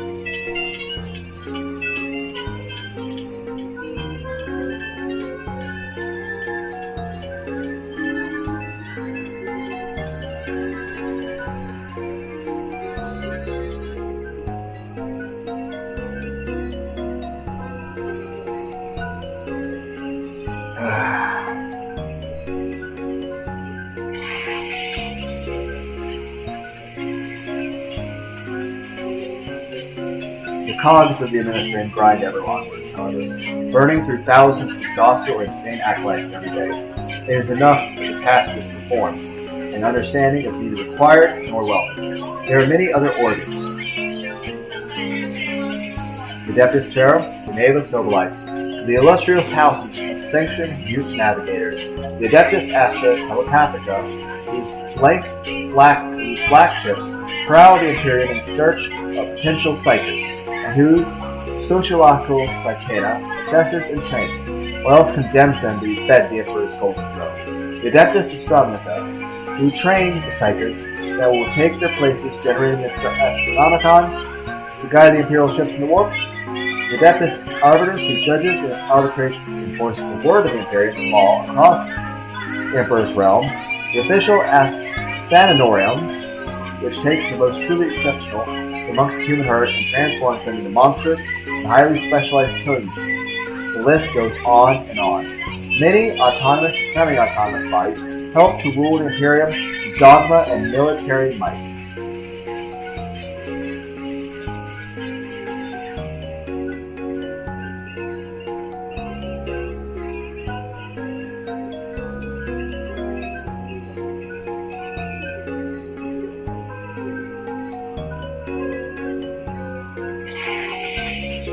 The Adeptus Ministorum, the Adeptus Mechanica, the Adeptus Astarte, the Adeptus Militarum, the Questor Imperialis, and others provide the strength of arms and force the High Lord's will. The Navis Imperialis sends fleets of warship out into the void, following the trails blazed by the rapacious rogue traders of the Adeptus Astra Cartographica, while the agents of the Inquisition move throughout the shadows and fight hidden wars in the Emperor's name. Despite the combined efforts of these and other mighty bodies, only a small percentage of distress calls can be answered, and only a fraction of threats met with appropriate force. It is the Imperium's own weight and ponderous momentum that carries ever forwards through millennia of war disaster and cruelty, more than the actions of any one group.